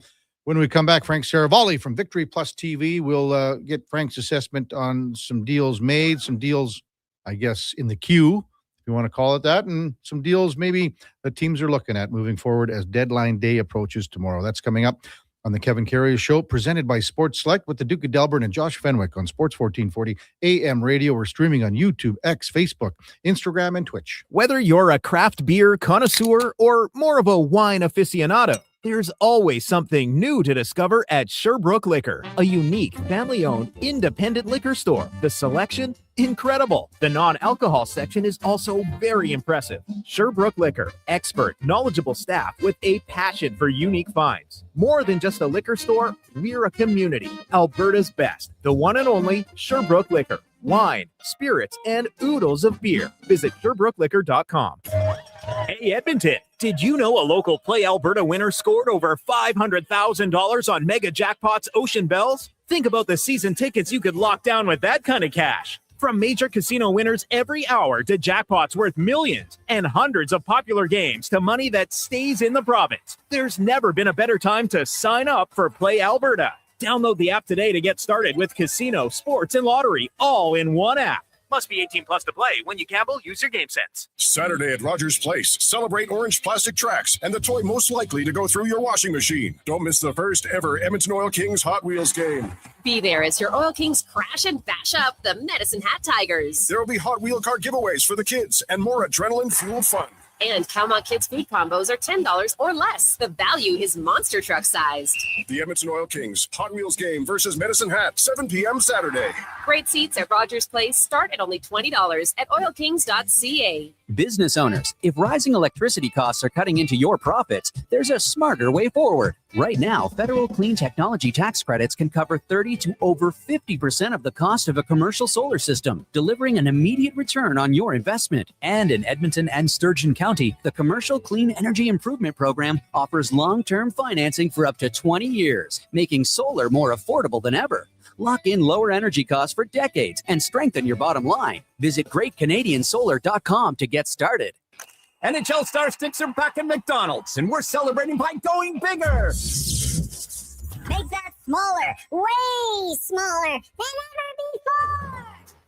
Collect the set and get one of 7 mini sticks with every NHL Star Sticks meal. Featuring McDavid, Matthews, Quinn Hughes, Makar, Celebrini, Reinhardt, and Montembeau. So get yours while they last. 1 stick per meal purchase. Limited time at participating Canadian restaurants. Crave presents a new must-see original crime drama. You think you can just walk away with drug money and nobody's gonna come find you? The Borderline. You killed my friend. Set along the Thousand Islands border, a cop blurs the line to protect his past. I'm gonna keep you out of jail. Starring Stephen Amell, Tamara Podemski, Hamza Haq, and Minnie Driver. Did you catch the bad guys? I always catch the bad guys. The Borderline. Stream now, only on Crave. Subscribe at crave.ca.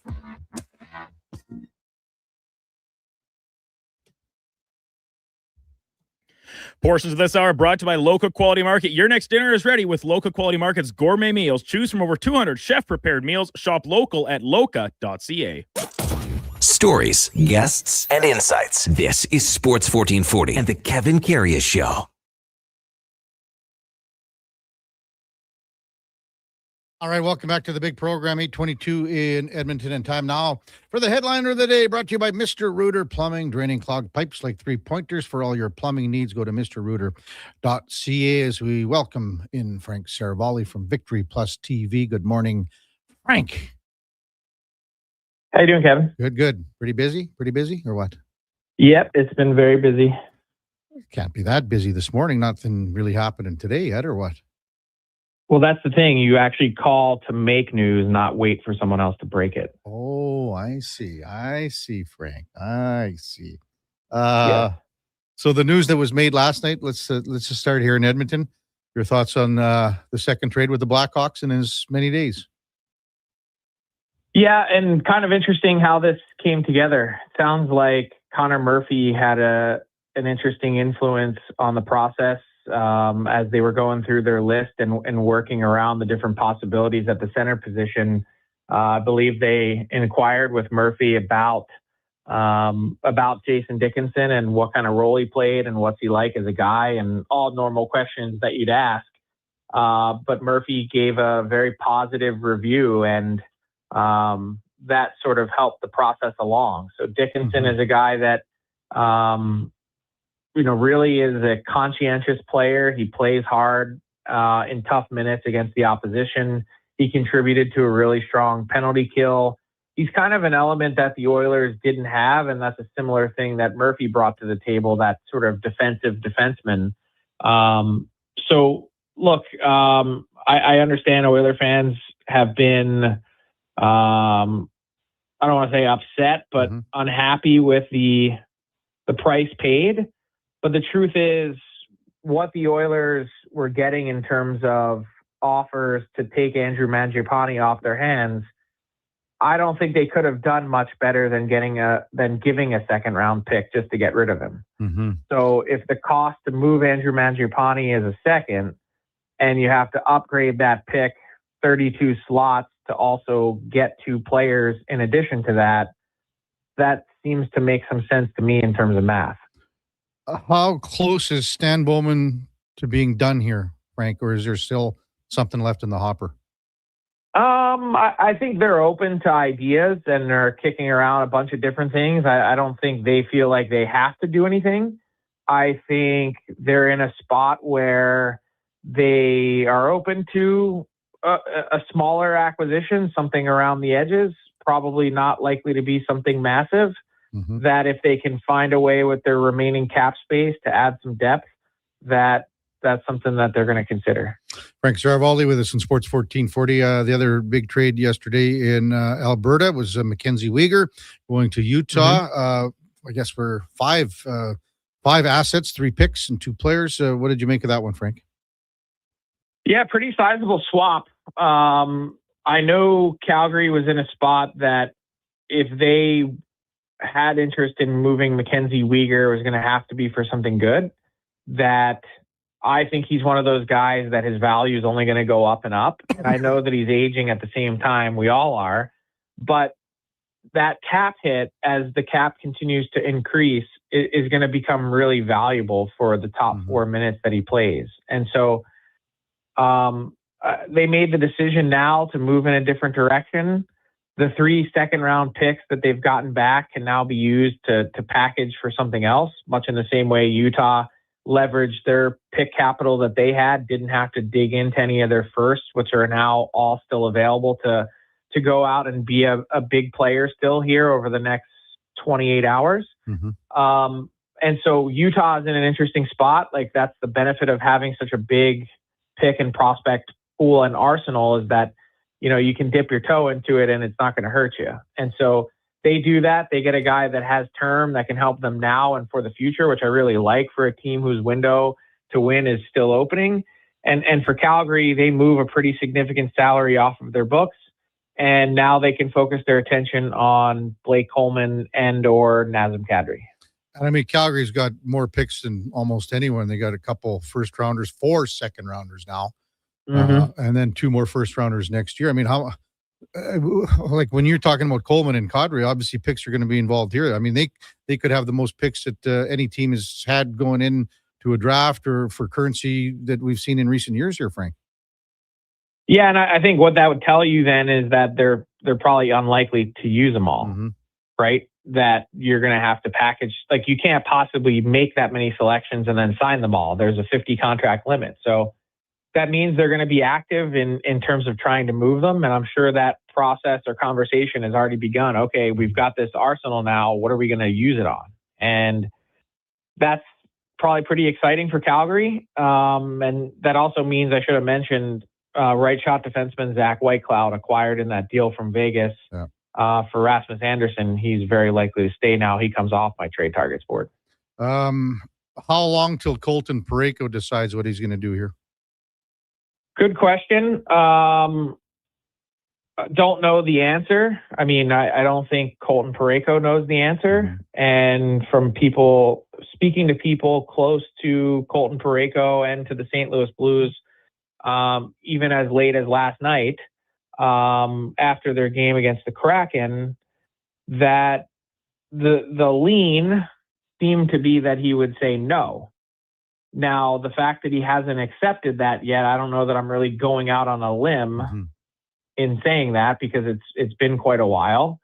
But you never know. I think Colton Parayko is one of those guys, such a gentleman. I'm sure he doesn't want to disappoint anyone, but at the same time, it's a pretty big decision for your family, uprooting everyone. And, you know, it's not like he's a pending UFA and, you know, he can make the decision again in a few months. You're kind of probably locked in for a number of years now. And so that is certainly part of the equation. You and I have talked about Robert Thomas ad nauseum here in the last several weeks. Anything new on that front, in the sense that I'm sure teams are still sniffing around, but the price is obviously very high here, Frank? Yeah, the price is extremely high. I would say exceedingly high, and understandably so. But I think the Parayko deal is a reminder that Robert Thomas also has full no trade protection. And I'm not saying that he's not open to it, but I think you're dealing with a player in a very similar spot. You know, be careful if you're St. Louis on trying to wedge in a deal on a guy who has that and trying to get it done over the next 28 hours or so. Might not be the easiest thing. So I don't know how much more, if this is a no, will St. Louis push in terms of now trying to focus their attention elsewhere? Does that ratchet up their need to get something done on a Justin Falk or someone else? How much urgency does Doug Armstrong feel in this lost season and his last season as GM to really recoup as many assets as possible? Leafs sat out 3 guys last night, Frank, in their overtime loss, or probably shootout loss, in Scott Laughton, Bobby McMahon, and OEL. Is that a given that all 3 are on the move then? No, it's not. And I would say that, to my knowledge and understanding, the Toronto Maple Leafs do not appear to be close on any one trade at this exact moment in time. I would call it protection. I'd call it a bit of a fishing expedition, that as they open up their eyes to the greater hockey world here and consider all the different options and opportunities at play, that they're considering a whole bunch of other things. I mean, Nicolas Waugh did not sit out last night's game, and he remains a candidate to be moved. They're open to a lot of different things, and I think it's fair to say that Toronto will execute some deals most likely between now and then, but who that is and for what prices, I would tell you that right at this exact moment in time, they don't know the answer to that question. So I wanted to go to Columbus right now, an interesting scenario where the Jackets are where they were, Frank. I mean, holy smokes, they've come a long way since the coaching change. What direction do you think they take here in the next little while? So teams that have inquired about Charlie Coyle and Mason Marchment, and by the way, Marchment is having the scoring run of his life. He's got 10 goals in 18 games since he joined the Blue Jackets, which is crazy. Almost a point per game player, 17 and 18 games. Both those players have had good seasons, and they've been told that they're not available. Now, I was told to add in the caveat, for now. I don't think that depends on one game tonight either way. As you mentioned, the Blue Jackets are 13-2-1 under Rick Bowness. They're 3 points back of the Boston Bruins for the second and final wild card spot. And they've played themselves into a position now where they need essentially to go like 14-8, 13-8, something like that down the stretch, which is entirely possible. That gets them to like 97, 98 points. Should be enough to get in. So they're right squarely in the mix. They don't have to be flawless down the stretch, and playing anywhere nearly as good as they have of late will put them in a really good position to make the playoffs. So they realize that. I think they tend to be more on the side of, hey, we've paid these guys, might as well utilize all of their services. And that's their focus, at least heading into tonight's game hosting Florida. Yeah, and that's where I was going next. So Florida's taking on Columbus tonight. How much movement do you think happens with the Big Cats roster here? And because it looks like they're not going to make the playoffs here, Frank. Yeah, I think you could stick a fork in them. What I would say is Florida is in asset recuperation mode. They are not just entertaining some really intriguing stuff, like if a team's calling on Sergei Bobrovsky, which I think is a hard deal to maneuver. Special goalie, having a tough year, still a $10 million hit and could only be reduced to $5 million on the cap. But it's not just him. AJ Greer, Tomas Nosek, their other pending UFAs. Evan Rodriguez has a year left on his deal. I think they're in a position where this year has gone sideways, not really what anyone expected. And frankly, when you consider the entire NHL, both number one seeds from last year are likely to miss the playoffs, which is crazy, and the two-time defending champs. So it remains incredibly unpredictable in the NHL, and Florida is now in a mode where they're trying to, after spending so much all these past deadlines, they're trying to get a little back. One other guy out east that has I guess a 12-team no-trade list, Vincent Trocheck with the New York Rangers, says he doesn't want to come out to the western part of the world out here, Frank. Do you think he gets moved to a team out east? I do, and I wonder still about the supposed standing offer that exists between the Rangers and Minnesota Wild. Chris Drury and Bill Guerin just worked together at Team USA. Bill Guerin had Vincent Trocheck on that roster. Clearly, he's interested in the player. Is Minnesota too far west? It's just one time zone and in the Midwest, not the West. So I think everyone's sort of waiting to see if New York gets nothing else in the hopper. If it's not Carolina or Detroit or maybe even Boston, does New York go back to Trocheck and say, hey, I know that this isn't what you wanted, but do you want to consider this one last time before we say no? So that's been the thought process. Trocheck remains number one on my board. I think he's honestly one of the most impactful players that's truly available. And New York is still looking for a significant return given the term remaining on his deal. And so not a guarantee that he moves, but I'd say at this point in time with where the Rangers are, a pretty good bet. Who's a more aggressive GM right now in the league than Bill Guerin? In terms of willingness to just get a deal done and not sweat over the return, not many. No, is the answer. Yeah, and and he's like really good to deal with from everything that I've heard, and I've known Bill a long time. He lays it out, and that's what it is. You don't like it? Well, we'll move on. Yeah, and I think that's a really smart way to go about business, because too often there's a lot of concern out there from general managers trying to make these deals of who wins, who won the deal. It's why we don't see very many hockey trades, because they can be judged, right? Yeah. When it's futures on one end and a player on the other, well, it depends on what the futures end up becoming before someone can really grade it, and you kick it down the line. Like, he trades for Michael McCarron this week, and he's like, who cares that it's a second? We'll go back and get another second in 2028 later if we decide that we really need one. But for the here and now, I think this guy, a hulking center who wins faceoffs, can help our team down the stretch. I'm doing it, and I don't care what you think. Yeah. It's the same thing he said when he picked Team USA. It's the same thing he said when his players were criticized after winning the gold medal. I know these are good kids from good families. I don't care what you think. Yeah. And in Vancouver, the same thing. Here's what I'm offering, and that's it.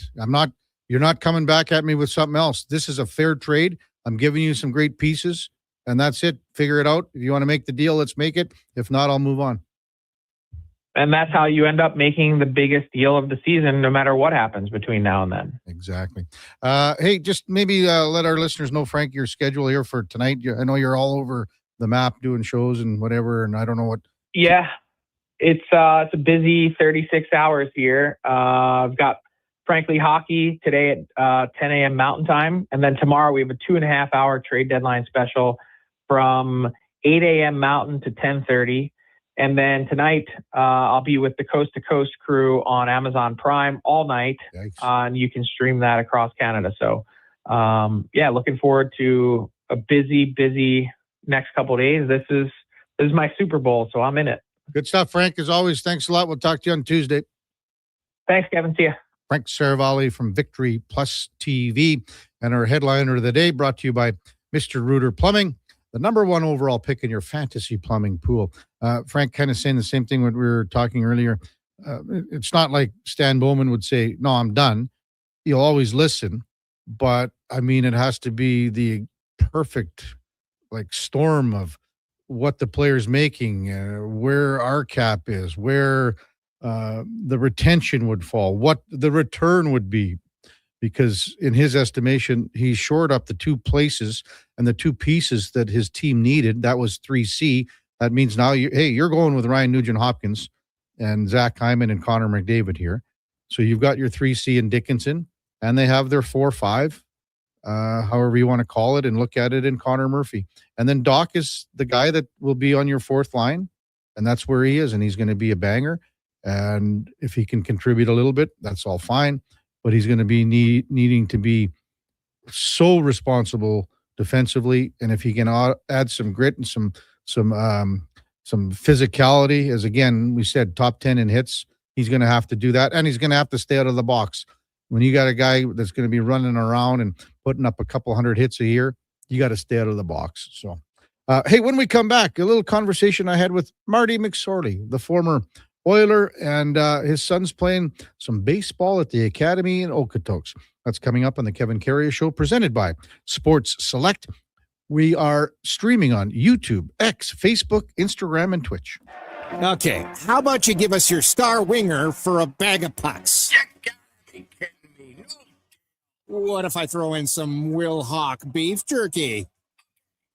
Yourself a trade. With Will Hawk Beef Jerky on their side, the Alberta teams definitely have an unfair advantage this trade deadline. Pick up some today and use it for trade leverage in your fantasy league. No way, man. It's way too good. Will Hawk Beef Jerky, only available in Leduc. Get yours today, because you don't win trades with salad. 60 years ago, we started selling trucks as Western GMC Buick. Today, we are Wolf GMC Buick. We're still located on the corner of 184th Street and Stony Plain Road, with the same ownership for over 2 decades. Our customers have trusted our family-owned, community-driven business. And for that, We are thankful. If you're looking for a truck or SUV, pop in and one of our seasoned professionals will get you a great deal, hassle-free. Come trust our team at Wolf GMC Buick. Wolf GMC Buick. We're making it easy. Do you work for a company that wants to reach people who love sports? Or maybe you're looking to hire people who love sports.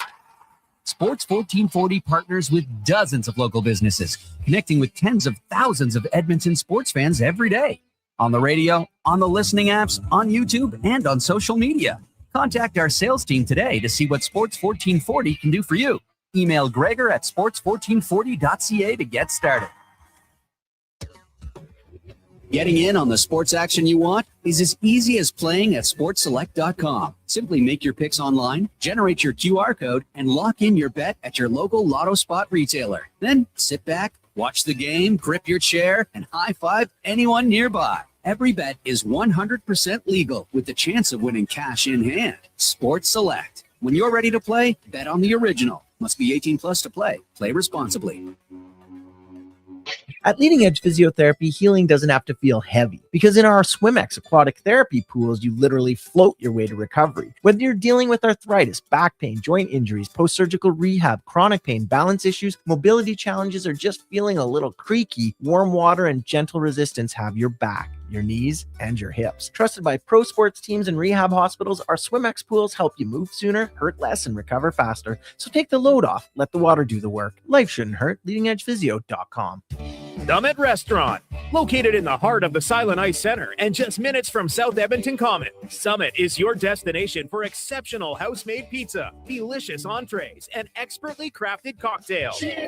Experience the perfect blend of flavor and ambiance in a modern setting.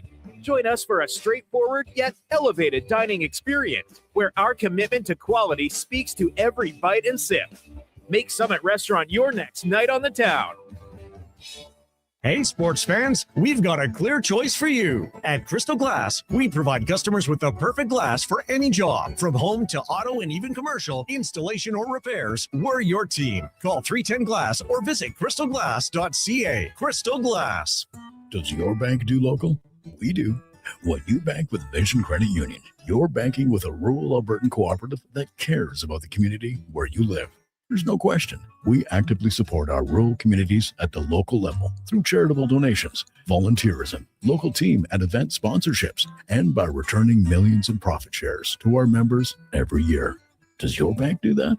We do local. Bank with Vision Credit Union. VisionCU.ca. Crave presents a new must-see original crime drama. You think you can just walk away with drug money and nobody's gonna come find you? The Borderline. You killed my friend. Set along the Thousand Islands border, a cop blurs the line to protect his past. I'm gonna keep you out of jail. Starring Stephen Amell, Tamara Podemski, Hamza Haq, and Minnie Driver. Did you catch the bad guys? I always catch the bad guys. The Borderline. Stream now, only on Crave. Subscribe at crave.ca.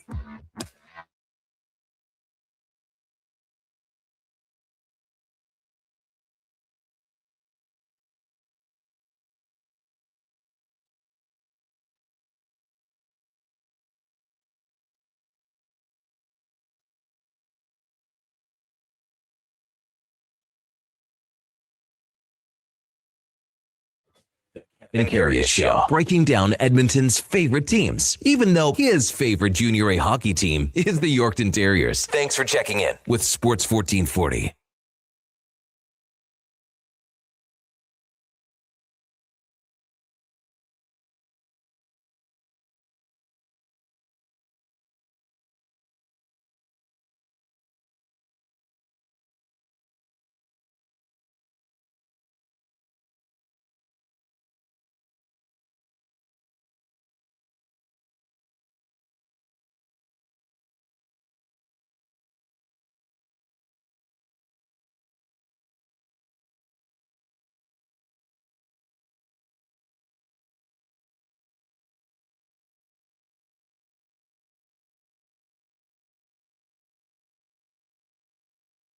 Big program. 8:45 in Edmonton. Kevin Karius Show is presented by Sports Select. We talked about the QR codes all the time, but the paper selection slips work just fine as well. Go to your local lotto spot retailer and check it out. It's 100% legal. You got to be 18 plus. Please play responsibly. A couple of texts. Old perplexed Oiler fan wants the Oilers to get AJ Greer out of Florida. I mean, obviously the contract is right, and I mean he's a big, strong guy that likes to get involved. He plays hard. We've seen him play hard against the Oilers in the playoffs. That's for sure. He's got 11 goals this year. That's, he's having a fabulous year. Two things here, Duke. I want to ask you a question about AJ Greer. Would Florida trade him? Again, this is a guy he's 29 years old. He's a big, strapping guy. His contract is $850,000, and he's a UFA next year. So, would Florida trade him? Would they trade him to the Oilers? Because these two teams hate each other. And is there a possibility that he signs some kind of a contract extension and stays in Florida? I mean, he's a banger. There's no denying that. Every time you see him on the ice, he's a handful. He's a fourth line guy, but I don't know. I mean, maybe the ask is too high. And that's where my hesitation maybe comes from on a potential ad from the Oilers. We've already seen them deplete quite a bit more draft capital here. Are you willing to move out a player that's in your system, a younger guy, whether it be Quinn Hudson, Ike Howard? And I'm not saying that AJ Greer would necessarily fetch that type of price, but if this player is as desirable as we make him out to be because of all the tangibles, production, everything you just listed out there, Kev, well, guess what? That probably means there's other teams interested too. And do they have something more readily available that the Panthers kind of look at as a better asset? And you mentioned how much these teams dislike each other. Yeah. If there's two offers on the table, all else being equal, and one's from the Oilers and one's from some other Western Conference team, does that factor in for a guy like Bill Zito? Mm-hmm. I don't know the answer to that. We can just purely speculate on it. But my guess would be, sure, why not? Why give any help to this team that you've had their number the past couple seasons and you're going to be on the outside looking in this year? It's an interesting concept, but this AJ Greer type player certainly now maybe fills that spot of next up for Stan Bowman if he is still kicking tires on stuff here before tomorrow's afternoon deadline. But he's an interesting player. I would, if from the Oilers' perspective, I definitely think they should be making a call on it. But is it reasonable or realistic? I guess is a better way to put it. Yeah, maybe not. I would say it's not realistic. But again, you're not doing your job if you're not 100%. That's why we always say it's a tough job, but that's why they get paid the big bucks to do it. And they being Stan Bowman and the rest of his executive team. Yesterday down at Rogers, had a great conversation with Marty McSorley. He's just one of the all-time good guys. If you ever want to rank guys you want to have a beer with and shoot the breeze, and not just hockey, Marty's at the top of the list. A couple things that I remember, with him with his time here. And then he comes back a lot too. But the two things you think when the Oilers won the Stanley Cup in, I guess it would be 87, Marty kind of looking for his dad in the stands because he wanted to share it with. It's that I remember that. And then also, when he finished his career here and he was part of the Wayne Gretzky trade, and Wayne Gretzky kind of said, I need Marty in this trade, man. I got to have something.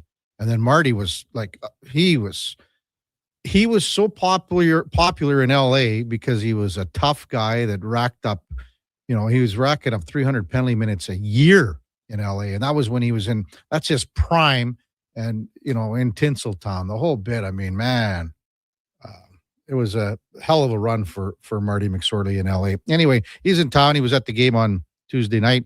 He was going fishing yesterday and kind of getting his son settled in Okotoks, because he's going to play ball with the Dogs in that academy. So right after the practice, had this conversation with the former Oiler, Marty McSorley. So, Marty, what brings you up to the Great White North here again? Well, my son, I drove a vehicle up for my son because he's in the baseball academy, the Okotoks Dogs. And, I heard so many great things about them. They develop a ton of players. The people that they have that run it there, it's really about the boys. And, I also heard in the summertime, the college team up there, down there has a real following, and it's really big in the community. So I brought my son up and put him in there. I wanted to put him in an environment. I moved away from home and went into a billet family in junior. I was really fortunate. I think it matured me. And I think that it was a great experience. And so I put him into a position where he loves to play. He's really conscious of it, what he eats and his fitness. And he's on the field every day. And it's really what he loves to do. So you try to put him into a position to let him try to follow his dreams and reach his dreams, not unlike the kids that are just down the hall in the Oil Kings. And so he's there. He's 17 years old. He's a junior in high school. He's grade 11. He really likes the school he's in. He really likes his teammates and the coaches. He's getting healthy because he badly sprained his ankle, was in a boot. He's probably about 70% right now, but he's, I'm trying to get him to not go too gung ho, right? Yeah, but just get healthy first. But it's going to be a great experience for him. And it's the ball's in his court too, right? As to what he wants to make of it. And I'm just proud of him. I'm proud of the work he's done. And I really like the people down there. And for me personally, it's going to give me an excuse to come up to Alberta. I have so many great friends. And, even like Flames alumni guys, they have such a wonderful alumni there.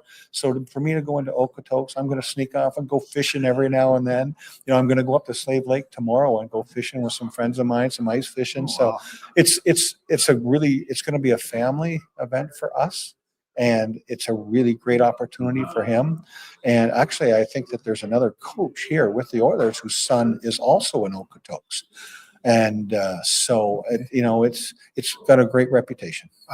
Where did he get his love for baseball, and how did that start at an age, and when you started to go, okay, sports is a big thing, and where did that come from? Well, I loved to play baseball growing up, and even when we played with the Oilers, when the weather got nice come playoff time, Gretz would round everybody up and take us all away to go, and the guys would bring their wives. We'd go out, we'd play a slow pitch game and have fun and play baseball. Wayne used to have his slow pitch game in Brantford all the time, but I grew up playing a ton of fastball and loved to play. So even when I played here with the Oilers, I used to go out and take batting practice with the Trappers and, hang out with those guys. And it was great. Then when I was in LA, the Dodgers and the Angels were really good with us. I became good friends with a lot of the guys.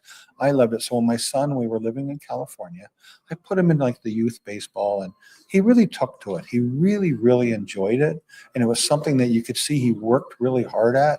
And so when this opportunity came up, he's like, I said, it's up to you. And he's jumped at the opportunity. It's such a cool story. And does he have aspirations down the road? And Absolutely. Again, what do you think of that? But all those kids do. Yeah. And I don't think you go there if you don't have aspirations, because it's not really like a recreational mindset. You go in there with the work and putting the work in, but it's, most of those kids are going to start with trying to get a scholarship. If they get a scholarship, then you go and you get your education and you see where baseball takes you. And so either way, it's a win-win for him, right? And hopefully, if he gets a chance to go play in college, it's another chance for him to continue playing. And that's but it's not just a recreational mindset. These guys are preparing guys to be to hopefully play at the next level. Exactly. Yeah. And for you come back here, you look at the pictures. I see you looking at the thing on the walls, coughs here, all these. It's just it's got to be great for you to come back. Well, I'm a fan. I said to the guys a number of years ago when Daryl had a big dinner when the outdoor game in Winnipeg, I said, I just want you guys to know that you got a lot of guys that cheer for you. You got a lot of guys that watch and want the team to do well. Edmonton served me really, really well. The fans have been wonderful to me. The Oilers have been really good to me, So for, to come back and be a part of it. Also, too, I do a lot of charity speaking events, and I love coming to Alberta and Saskatchewan. I love the people. The people are, I feel like I can really relate to. So, and I'm going to sneak in some charity events at different times and different things and fishing trips. And whatever. I didn't know you were a big fisherman. I didn't know that. I started a friend of mine that I played junior with became a game warden. So in the summer times, what I would do is I would sneak off with him and we go, bass fishing and whatever. And then I did a charity event up in Slave Lake, and I went out with those guys up there and go out and catch walleye and whatever. And I had so much fun doing it, but a friend of mine said, we miss you up in Slave Lake. You haven't been up in a while. He goes, everybody's asking where you are. Right. So I love that. I really do. Marty, thanks for this. Have fun while you're up here. Oh, thank you. Thanks for having me. Marty McSorley, it was a lot of fun talking about, not just Oilers and hockey, and because he gets asked about that all the time, but, the fishing and his son and things like that. IMAC texts in, Marty was a massive fan favorite. The passion and intensity combination is something we need now. I think that is 100% true. Sean goes, KK spent a week with Marty at the Gretzky Fantasy Camp bunch of years ago. What a great dude, Sean. And again, Marty McSorley played damn near 1,000 games in the NHL. This is for a guy that was never drafted.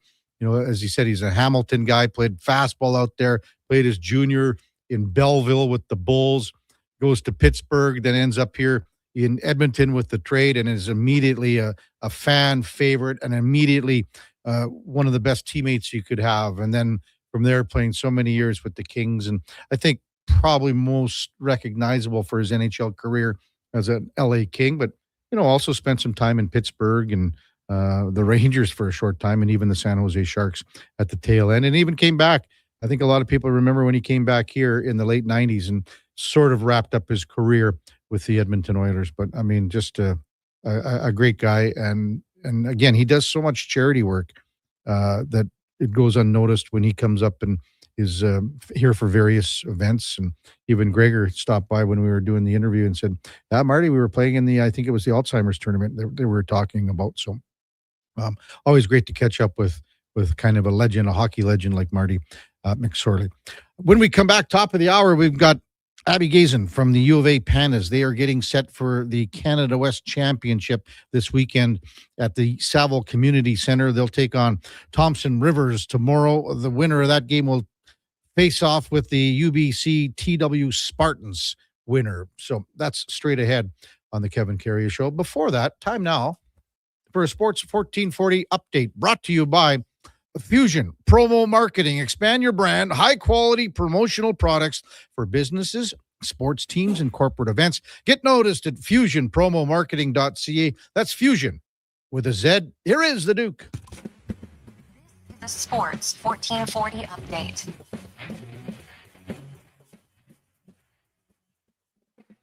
In case you missed it last night, the Edmonton Oilers put off a second trade with the Chicago Blackhawks in 3 days, this time acquiring Jason Dickinson and Colton Dach in exchange for Andrew Mangiapane, a conditional first-round pick in 2027. Blackhawks will retain 50% of Dickinson's expiring $4.25 million cap hit. Calgary Flames making a splash as they send Mackenzie Weegar to the Utah Mammoth in exchange for Ole Mata, prospect Jonathan Castagna, and 3 second-round picks in this upcoming draft.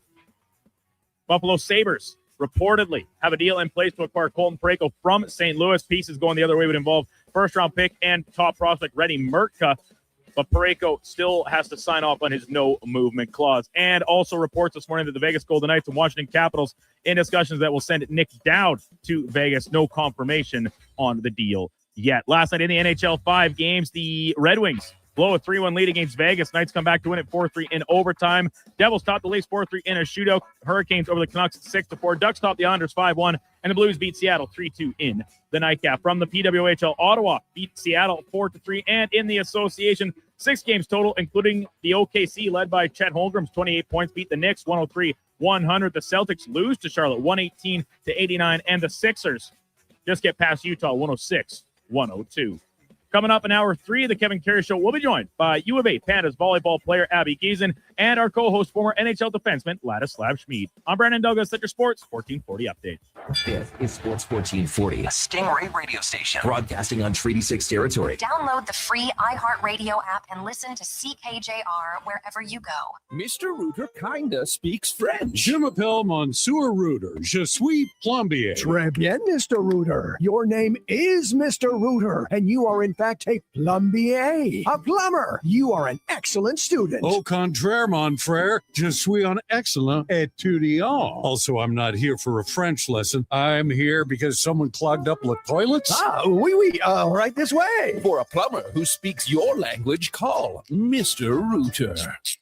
Don't let equipment failure stop you cold. At AWS Welding in Nisku, our factory-trained service techs are on hand for all welding equipment repairs. We're a full warranty center for Miller, Lincoln, and ESAB. And we service all makes and models. Proper, regular service extends the life of your gear and keeps it running at peak capacity. Don't wait for a breakdown. Book your service appointment today at aws.ca. AWS Welding. Our welding keeps you working.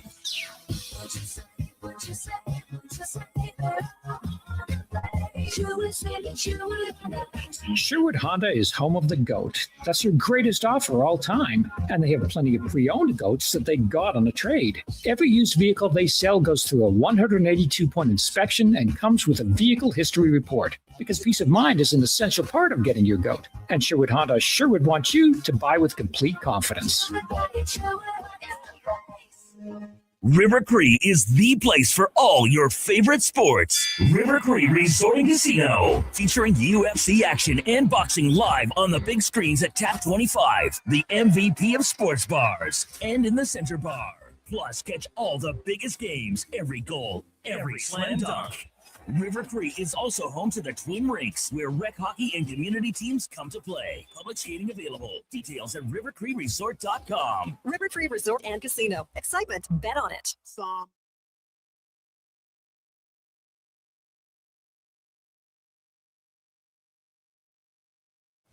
Stories, guests, and insights. This is Sports 1440 and the Kevin Karius Show.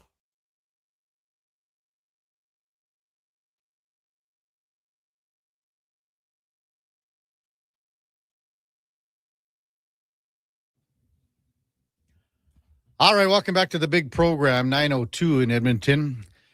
Kevin Karius Show with the Duke of Delburne and Josh Fenwick. The Kevin Karius Show is presented by our presenting sponsor, Sports Select. And playing Sports Select is easy. All you got to do is head to the website, sportselect.com, generate a QR code, check the how to play videos. It's a step-by-step instruction, and then you're on your way. You got to be 18 plus. Please play responsibly. Time to talk a little volleyball. It's a big weekend of Pandas volleyball down at the Seravalli Community Sports Center this weekend with the Canada West playoffs, and excited to welcome in Abby Gizen from the U of A Pandas. Good morning, Abby. You're with Kevin Karius. Thanks for jumping on Sports 1440 this morning. Really appreciate it. Hi, Kevin. Good morning. Thanks for having me. Well, I know you're probably busy getting ready for what should be an exciting weekend for yourself and the Pandas, but, you know, just also being named the Canada West Player of the Year, and that's kind of where I want to start before we get to the big match to start things off tomorrow against Thompson Rivers. It had a hell of a season, Abby. Maybe just touch on how things went for you and how well it worked for yourself personally. And then as a team, it resulted in you guys still being the number one ranked team in the nation. Yeah, I mean, my team had a great season, and they kind of uplifted me the whole way. And they're a huge part of why I got this honor of being Player of the Year. And all thanks to them and the coaching staff for just supporting me the whole way. It was a great year. So this comes after you were the U Sports Rookie of the Year, even. So maybe just touch on your trajectory, pardon me, and, you know, your path to where you are at this point of your volleyball career. Yeah, in my first year, I came in, didn't really know what to expect out of my volleyball career. And then I had the chance to go to the Next Gen national team in the summer. And then I came into my second year and had a pretty great season also. Then I went with the senior national team in the summer, and then this year, I just felt so much growth coming out of that I had the opportunity to lead my team a bit more this year in like a captain way also, not just on the court. Hopefully having shown them like what it means to be a good human being outside of the volleyball court also. And now, yeah, here we are heading into the Canada West Final Four, hosting at home and hoping to have a good rest of the season. Yeah, so things get underway for the Pandas tomorrow against Thompson Rivers. You beat Thompson Rivers twice this year, and all four teams go to the U Sports Championship, by the way, just so our listeners know that. But it's always great to be a Canada West champion. What do you make of Thompson Rivers and this match starting tomorrow night, Abby? Yeah, I mean, they're a great team. I really think on any given night they could have beat us in those 2 games we played earlier, but we were the ones that came out on top that time, and we're hoping to be the ones that come out on top this time. We've prepared a lot for this game, so hopefully our preparation works out this weekend. Yeah, like beating them twice, as you said, the matches were close, and it's just the way that the Canada West shapes up with the UBC and Trinity Western as well, being really good squads. Why do you think that there is? I don't know if you want to call it parity, because you guys are ranked number 1, and you've had pretty decent seasons and successes since you've been here. But what do you think it is about Canada West volleyball that there are just so many great teams? Yeah, I don't know. I think that we have some amazing coaches in Canada West, and they recruit good players and make them even better players at their school, and props to all those coaches for doing that. We also have a lot of hardworking girls, and then, of course, as we have good teams, more teams want to match the competition of that good team, and so it just keeps growing every year, especially with some of the top players we have around right now. Abby Gizen, you have a Pandas with us on the Kevin Karius Show on Sports 1440. So you had a ton of kills, obviously, this year, and that's why you're named the Player of the Year. But I was also checking out the 44 aces, single most in Pandas history. What is it about your serve that you have success at it and you enjoy, rifling one over the net here? Yeah, I mean, my coach in the summer said that he wanted me to have a weapon of a serve, so I kind of made a change from what my serve was last year, and I just get a lot of room to play around with it. My coach has given me so much support in that serve this year, and just kind of like given me the space to develop it and play around, figure out what works best. And it's fun that I get to attack from the service line. Yeah. So what did you work on, Abby? And do you have like kind of both serves in your repertoire, in the sense that you have, the spike serve with the spin or the float serve? Yes, I do actually. That was something I wanted to maintain, was having a float serve to fall back on. If I wasn't feeling good about a spike serve in any given game or any given moment. And then, so I can just kind of change it up whenever I want. I can put a bit more spin on it, float it a bit more at any given moment, and kind of has to keep teams on their toes. So when I was looking at all the stats this year, and the numbers are off the chart, but the numbers are on all the categories too. And that's such a cool thing to have, in the sense of kills, digs, and blocks. What is it about you that you want to be that complete player on the floor? Yeah, I mean, I don't want to be a one-hit wonder in any way. I want to be able to support my team from all aspects. Say I'm having a bad hitting game, well, I have 4 other things I can contribute now as a player. And just no team looks for a player that is only really good at one thing. They want a player that can do everything really well. So that's my goal, is to always be able to do everything really well. Your head coach, Carolyn O'Dwyer, we've had her on the show here many times, Abby, and just a wonderful communicator. That's what I get from her. And, for me being just an old guy covering sports in this town for a long time, and working with Lori Eisler for so many years back in the 90s and 2000s, I see some similarities between the two in Lori and Carolyn. But maybe can you just explain how that communication factor is so important from coach to player? Yeah, it's super important. I've had the pleasure of, I like to say, I spend the most time with Carolyn out of anyone else in the year, because she comes with me in the summer, and then we're back at U of A together. So I've had lots of time working with her, and just constantly having an open line of communication, and being able to figure out like what works best in certain scenarios for the team and for myself, and like kind of how to develop my own future. Like, she's always talking to me about how I feel. I get to hear her insight. It's super important, and I wouldn't want it any other way. Abby Gizen with us on the Kevin Karius Show on Sports 1440. So you're a third-year player, Abby. Maybe just touch on the sense of where your career started with Alberta here in the Pandas, but before that, and go back to your high school and things, how everything progressed when you were at Salisbury. Yeah, at Salisbury, I was a multi-sport athlete, so I didn't really know what sport I wanted to take forward. I didn't even know if I wanted to take a sport forward in the university. But I was just given opportunity after opportunity in volleyball, whether it was provincial team or youth group national teams. And I fell in love with it, with the teammates I had and the coaches and the work ethic I got to put into it. And then I took it into university and just kind of kept running with it. Abby Gizen with us on the Kevin Karius Show. University of Alberta Pandas take on Thompson Rivers tomorrow, 6 p.m. at the Saville Community Sports Center. UBC and the Trinity West Spartans to follow. And then the two winners will play for Canada West, the title the following day. And then all four teams are off to the U Sports Championship in Langley. How do you, as a team, then kind of set the game plan here? Abby, because yes, you want to win the Canada West Championship, but also you want to make sure that the process is continuing where you head to nationals at your very best. Yeah, I mean, Canada West Championship would mean a lot to us to win, especially at home in front of our fans and our people. So we put a lot of work into being ready for this weekend, but also we're going to use this weekend as a statement, and we're going to make a statement and be ready for nationals. And we're going to say, like, this is where we are. Expect even more next week kind of thing. So yeah, we're prepared, but more to come after this weekend for sure. Mm-hmm. Maybe just speak to some of your teammates. I mean, you've come into the ranks with a lot of them at the same time. You've got some great players like Ali Moore, who was also at Sal with you in Sherwood Park, but maybe just touch on the journey here with some of the teammates that you have on the Pandas team. Yeah, I'm super grateful for all of my teammates. I had opportunity to play with quite a few of them before university, and that was part of the reason why I made the decision to come to U of A, because I knew they were great people and that we could do great things eventually together. So yeah, I'm super happy to play with those girls, and then just every girl that I've gotten to meet on the team, whether they were on the team before me or just joining the team this year or last year.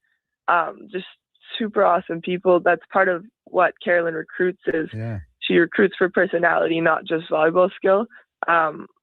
Because we don't want any drama on our team, and we've kept it that way for 3 years that I've been here. So yeah, just super grateful for all the girls and our connection together. Yeah. Why is Sal such a, I don't know if you want to call it like a volleyball factory? What is it about Sal and where so many great players come out of high school and then move on to post-secondary and then even more so down the road? Yeah, I mean, Sherwood Park's a great city, and Sal's a great school in Sherwood Park. We have Grant Melnick as our coach there, and he coached Allie, he coached me, he coached one of our rookies that just came in this year, Lydia. I think once you have one player that comes out of the school and does something cool, then it just inspires the next generation of players going through the school and thinking they can follow that same path and they want to follow that same path. So Sal breeds those players, and I know that they're going to keep doing it for years to come. So let's talk a little bit about your future. And, there's some rumblings and things like that about going to play some pro ball here in Italy and things like that. Can you divulge a little bit about that, Abby? Yeah, definitely. It was a super hard decision I had to make at the beginning of the year to sign for a pro team next year in Italy.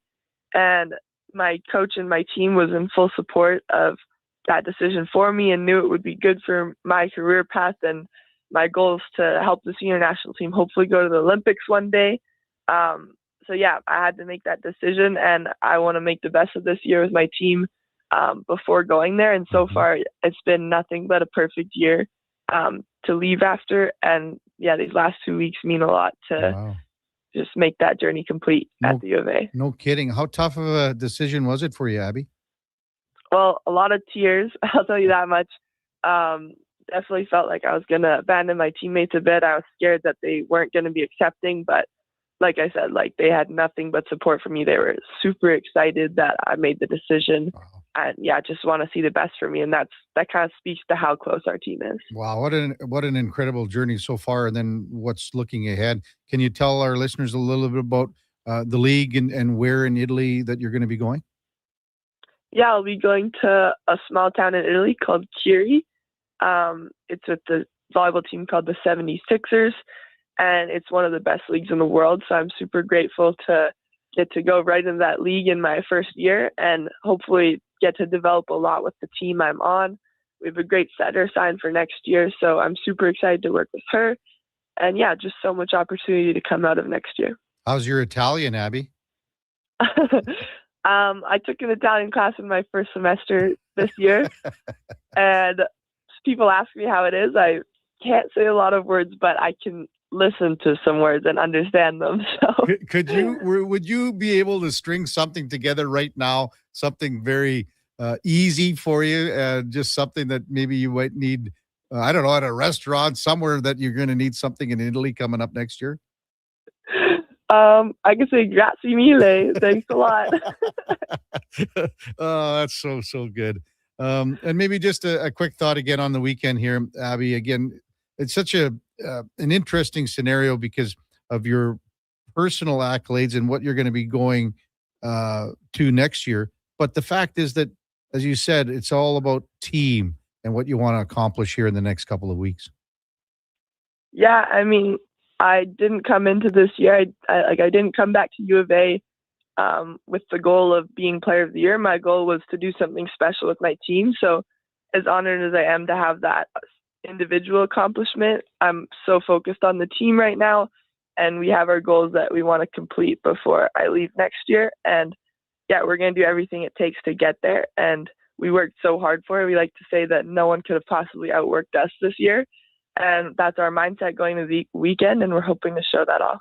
Well, good luck this weekend, Abby. And again, I know all 4 teams are going to the U Sports Championship coming up in Langley, but best of luck to you and the Pandas this year. Thanks so much for coming on, and just to hope that the journey down the road for you results in as all the goals that you want to accomplish. And again, for our country and the national team down the road, that would be outstanding. Really appreciate it, Abby. Yes, thank you so much for having me. All right, that's Abby Gizen, outside hitter, 3rd year for the Alberta Pandas, and they are taking on Thompson Rivers tomorrow at 6 p.m. The winner of that game will take on the winner of UBC and Trinity Western the following day. And I mean, this is just a unreal caliber of volleyball. And the season that Abby Gizen had, like, if you look at her stats, she had 277 kills, 44 aces, 173 digs, and 39 total blocks. Her attack percentage was first among all outside hitters in the conference. And again, the 44 aces, second most in a single Pandas season in history. And it's the 10th time that a Panda has won the Canada West MVP, and the first since Corey White back in 2022. When we come back, we'll get to some of your texts at 833-401-1440, awaiting the arrival of Ladislav Smid, who yesterday, I said at about 10:50 when we were leaving the airwaves, Laddie has a special announcement coming up when he arrives today, and it's a great announcement with Sports 1440. And Ladislav Smid has been with us since day one. And we're going to get to that around 9:30, so you won't want to miss that. It's the Kevin Karius Show, presented by Sports Select with the Duke of Delburne and Josh Fenwick on Sports 1440 AM radio. And we are streaming on YouTube, X, Facebook, Instagram, and Twitch. Booster Juice is going crazy for hazelnuts. No, not crazy. Nuts. Booster Juice is going bananas for hazelnuts. I mean, there are bananas in smoothies, but that's not the point. Banana Juice is booster for hazelnuts. What? Just stop. Booster Juice is going nuts for hazelnut. Introducing the Nutty Monkey Smoothie, Holy Hazelnut Acai Bowl, and Nutty Booster Ball, all made with rich, creamy hazelnut spread. Try them today, only at Booster Juice. Canadian-born, blending since 1999. Hi, Mike here from Northgate Chevrolet Buick GMC. March Madness is finally here. If you've been waiting to get into a new or used vehicle, now is the time. This is a mega sale, plus the grand opening of our all-new Autoplex, a massive indoor showroom. No iPads, no patio sets, no trips to Vegas. Just a good deal. So stop in and see us today, 13215 97th Street, or visit us online at northgategm.com. You're in Northgate country. At GS Construction, every winter plan becomes a spring project. Every repaired line and every improved system is how we build the next chapter of Edmonton's infrastructure. And we can't do that without the best and the brightest in the field. That's why right now, GS Construction is looking to hire experienced top men, pipe layers, and operators who can step in and hit the ground running. With a people-first mentality, career growth, and comprehensive benefits, why would you want to work anywhere else? To apply, visit gsconstruction.ca. Getting in on the sports action you want is as easy as playing at sportselect.com. Simply make your picks online, generate your QR code, and lock in your bet at your local Lotto Spot retailer. Then sit back, watch the game, grip your chair, and high-five anyone nearby. Every bet is 100% legal with the chance of winning cash in hand. Sports Select. When you're ready to play, bet on the original. Must be 18 plus to play. Play responsibly. This hockey season, before every game, check out the pregame show with Andrew Walker on Sports 1440. It's brought to you by Titan Supply, your only source for rigging, lifting, and hauling products. Visit titansupply.ca. Oil Kings hockey at Rogers Place is family fun that's second to none. And this Sunday afternoon, the team gives back to you. The Fan Appreciation Game is back, one of the biggest games of the season. Fans in attendance receive a scratch and win ticket with thousands of instant win prizes up for grabs. Plus, all the Family Fun Sunday face painting, bouncy castles, and Calmont Kids food combos for $10 or less. Edmonton Oil Kings, Prince Albert Raiders, Fan Appreciation Game. Family Fun Sunday at 4. Great seats at Rogers Place start at only $20 at oilkings.ca. Looking for auto parts without the dealership price tag? You'll save big here at Ed's Auto Salvage in Westlaw. From engines and alternators to doors and glass, we carry quality tested used parts at unbeatable prices. Why spend thousands when you can spend hundreds? Keep your car and your budget running strong with Ed's Auto Salvage. I'm Lisa, inviting you to stop in soon or visit us online. We offer province-wide shipping and daily delivery to Edmonton. edsautosalvage.com. This year, instead of a short winter getaway from the cold, what if you took a permanent winter getaway from your hair loss? Hi, I'm Dr. Vance Elliott, inviting you to come plan your winter transformation. I've helped thousands of Edmonton men and women get their hair and their confidence back. Many of them preferred the winter. Cooler temperatures are great for recovery, and winter hats can keep everything discreet. Trips are nice, but this winter, choose to invest in your vessel. Book a free consultation today at drvanceelliott.com.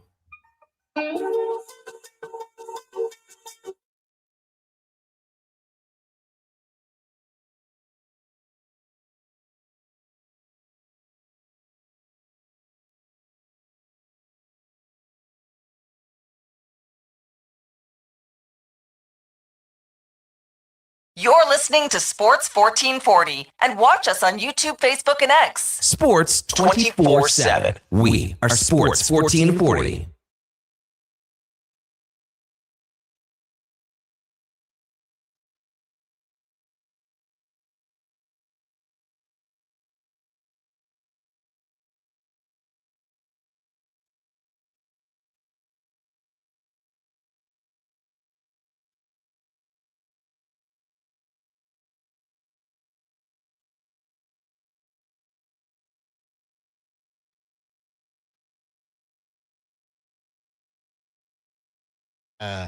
All right, welcome back to the big program, 923 in Edmonton. Kevin Karius, Duke of Delburne, Josh Fenwick with you here on Sports 1440 AM radio in the Sports 1440 studios at West Edmonton Mall. Man, some good conversations so far this morning. We are awaiting the arrival of one Ladislav Smid. Our text line is open, 833-401-1440. MTR says, this better be a real announcement, pal. No bogus announcement. Hammer says, is the laddie news? Is that he's going to be on time from now on? Oh, man. Hey, Duke, you were talking about with Lance on the south side about cap constraints, retention, and salary cap compliancy. Maybe just run down what Lance was getting at and how you were trying to explain that to him. Yeah, well, Lance had just texted in, and his original message said a lot of trades I've seen with retained salary this year. I thought there were new rules, playoff cap rules that IR is not that big of a deal. And I said, yeah, the playoff rosters now have to be cap compliant, essentially the group you ice on any given night. So you can still have, your roster carrying black aces, all those things. You can be over the salary cap, but injured reserve, like LTIR manipulation and exploitation, is kind of trying to be nixed through this move, but not salary retention and trades. Like, those are two mutually exclusive things that, in, let's just say, these two deals the Oilers have made, they've acquired Connor Murphy and Jason Dickinson, both at 50% retained. That, like, their cap hit to the Oilers is that 50%. That does not come back to, it's their 100%, whatever, $4+ million each at the playoff time. It would be different in, say, a injured player, like if the Oilers were to activate Matthias Janmark come playoff time, his new money, right now he's not on the roster, right? Because he's on injured reserve, so his money doesn't count. In the past, once the playoffs start, there is no salary cap. So you could activate any guys you want, Curtis Lazar, Matthias Janmark, whomever. And in the past, we've seen teams use that to their benefit. The Lightning, Vegas, Chicago, originally back in the mid-2000s. So Lance is just a little bit confused in there's no connection between LTIR money and cap retention money. Those two are completely separate baskets. And that's why in the past, a team like Vegas, and let's use Vegas for an example, would acquire a player at full hit or whatever. And then because of how the cap worked, sometimes down the stretch in the regular season, maybe they dressed 17 or 18 players. Yeah. Because they had to be cap compliant. And then once the regular season finished, Lance, now she's wide open. But that's not the case anymore. You got to be cap compliant. And that's, in my mind, a lot why, teams are maybe having a tougher times to make deals, because the only thing, or I shouldn't say the only thing, one of the main reasons that are helping teams would be something in the Oilers scenario here. And that is where a team is retaining 50% of salary. And that's what the Blackhawks did with Dickinson and with Murphy. So there are the possibilities still to make a trade. It just can be tougher. And then obviously the price you have to pay gets higher because you need that retention. You need teams to hold money back. Yeah. All right, well, okay, well, we're doing this a favor essentially. You need to now up that draft pick another round or throw in a prospect, whatever the case. And the most specific or recent example for the Oilers, you're getting two players in Dickinson and Dak. You want to offload the contract of Andrew Mangiapane. So those are all three elements that factor into the price the Oilers had to pay here, which is a first round pick on top of the actual player, which is the negative asset going the other way. So here's another example of how the trades, there are a lot more intricacies than maybe in the past. So the Vegas Golden Knights have just acquired Nick Dowd from Washington. Now, Dowd's a 35-year-old player, Duke. He's got $3 million left on his cap this year, and he's got $3 million on his cap next year. Now, I haven't looked at the metrics and everything comparing Dowd to a Dickinson. Dickinson's way younger than Dowd, and obviously he's a UFA next year. Dowd has one more year left of term. So the trade call is Dowd from Washington, and the Vegas Golden Knights give up a goaltender, Jesper Vikman, who's in the system. They give up a 2027 third rounder and a 2029 second rounder. So the currency's, you can talk about the picks being down 3-4 years down the road here, but the currency's there. And I don't know much about Vikman. He's a goaltender that's been in the minors in Henderson the last year or two. He's a 5th round pick of Vegas in 2020. He's from Sweden, your typical big Swedish goaltender. Played actually for the Vancouver Giants. I did not know that, Duke. You ever hear of Jesper Vikman, Duke?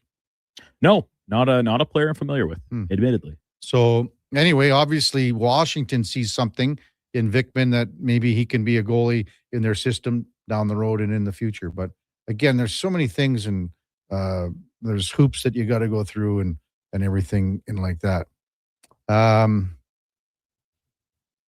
Brad says, realistically, in the playoffs, I think he's saying, the Oilers can dress Ingram and Pickard, scratch Jerry, and use the $4 million difference to dress other skaters. That is true. And some teams, I think, will be, if you've got a backup that is, like, let's just say, if Tristan Jarry's not your starter, if he's not your starter, Well, you got other problems than that, because you figured that he was going to be your starter coming in the trade for Stu Skinner. But then there is that opportunity to use that cap money. 9:29 in Edmonton. Let's take a break. We await the arrival of Ladislav Smid and a massive announcement for Laddie. That's straight up after the break. Kevin Karius Show with the Duke of Delburne. Josh Fenwick on Sports 1440 AM radio. We're streaming on YouTube, X, Facebook, Instagram, and Twitch. Silent Rides is one of Alberta's premier specialty charter companies.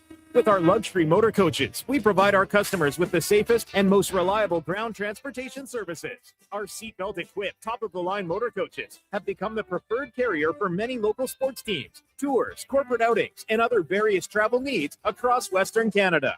For more information and to request a quote, contact sales at 877-748-0991 or visit silentrides.ca. Exciting news from St. Albert Dodge. The all-new 2026 Jeep Gladiator Sport packages have arrived. They have a great selection and a bunch of colors to choose from. And if you've checked out the Sport, you know it comes in some fun colors. Rugged capability, practical off-road features, and you can get behind the wheel for as low as $49,900. That's right. Put yourself in a brand new Jeep Gladiator Sport for less than $50,000. What more can you ask for? Time to head up the trail and see how easy it is to do business at St. Albert Dodge. The Price is Right Live is coming to Canada, and the Brick is a proud sponsor. Come on down to the Brick to win big this Saturday, March 7th from noon to 2. Join us at the Brick South Edmonton Common for your chance to instantly win from over $25,000 in prizes, including Brick shopping sprees, TVs, Oilers tickets, and so much more. No purchase necessary. Some conditions apply. See in-store for contest details and exclusions. So come on down to the Brick South Edmonton Common this Saturday. Getting your vehicle sparkling clean doesn't have to cost a fortune. Take it into Hughes today and pay just loonies a wash. Find us at HughesCarWash.com. This is Andrew Walker, host of the postgame show on Sports 1440. After every hockey game this season, tune in and chime in as we talk about the game. It's all sponsored by Legacy Heating and Cooling. Don't get left in the cold. Visit legacyheating.ca. Does your bank do local? We do. When you bank with Vision Credit Union, you're banking with a rural Albertan cooperative that cares about the community where you live. There's no question. We actively support our rural communities at the local level through charitable donations, volunteerism, local team and event sponsorships, and by returning millions in profit shares to our members every year. Does your bank do that? We do local. Bank with Vision Credit Union. VisionCU.ca. Ah, yes, Alberta in March. Green beer and slushy roads. Where the only thing worse than the roads is trusting them. If your brakes are squealing louder than a pub on game night, or your shocks feel like they found potholes instead of a pot of gold, it's time to go to Napa Auto Parts. With over 85 locations in Alberta, Napa has the quality parts, tools, equipment, and know-how to keep your ride smooth and feeling confident, more than lucky. Visit your local store today or visit online at napacanada.com. That's Napa Know-How.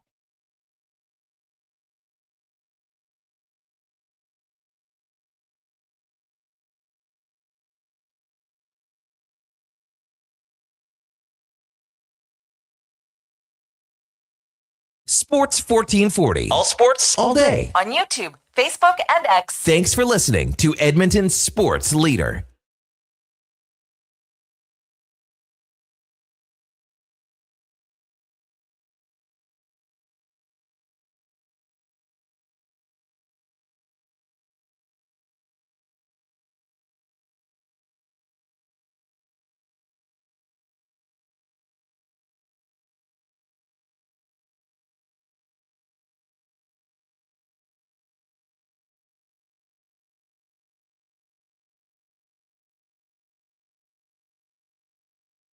Hey, all right. Welcome back to the big program, 934 in Edmonton. The Kevin Karius Show is presented by Sports Select. If you prefer the paper selection slips, we got you covered too.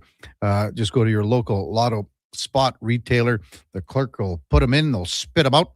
100% legal. You got to be 18 plus. Please play responsibly. It is Thursday. That means we welcome in our Thursday co-host, Ladislav Smid. Good morning, Laddie. Good morning, And Kevin. you're a little under the weather, laddie. A little under the weather. Use my voice.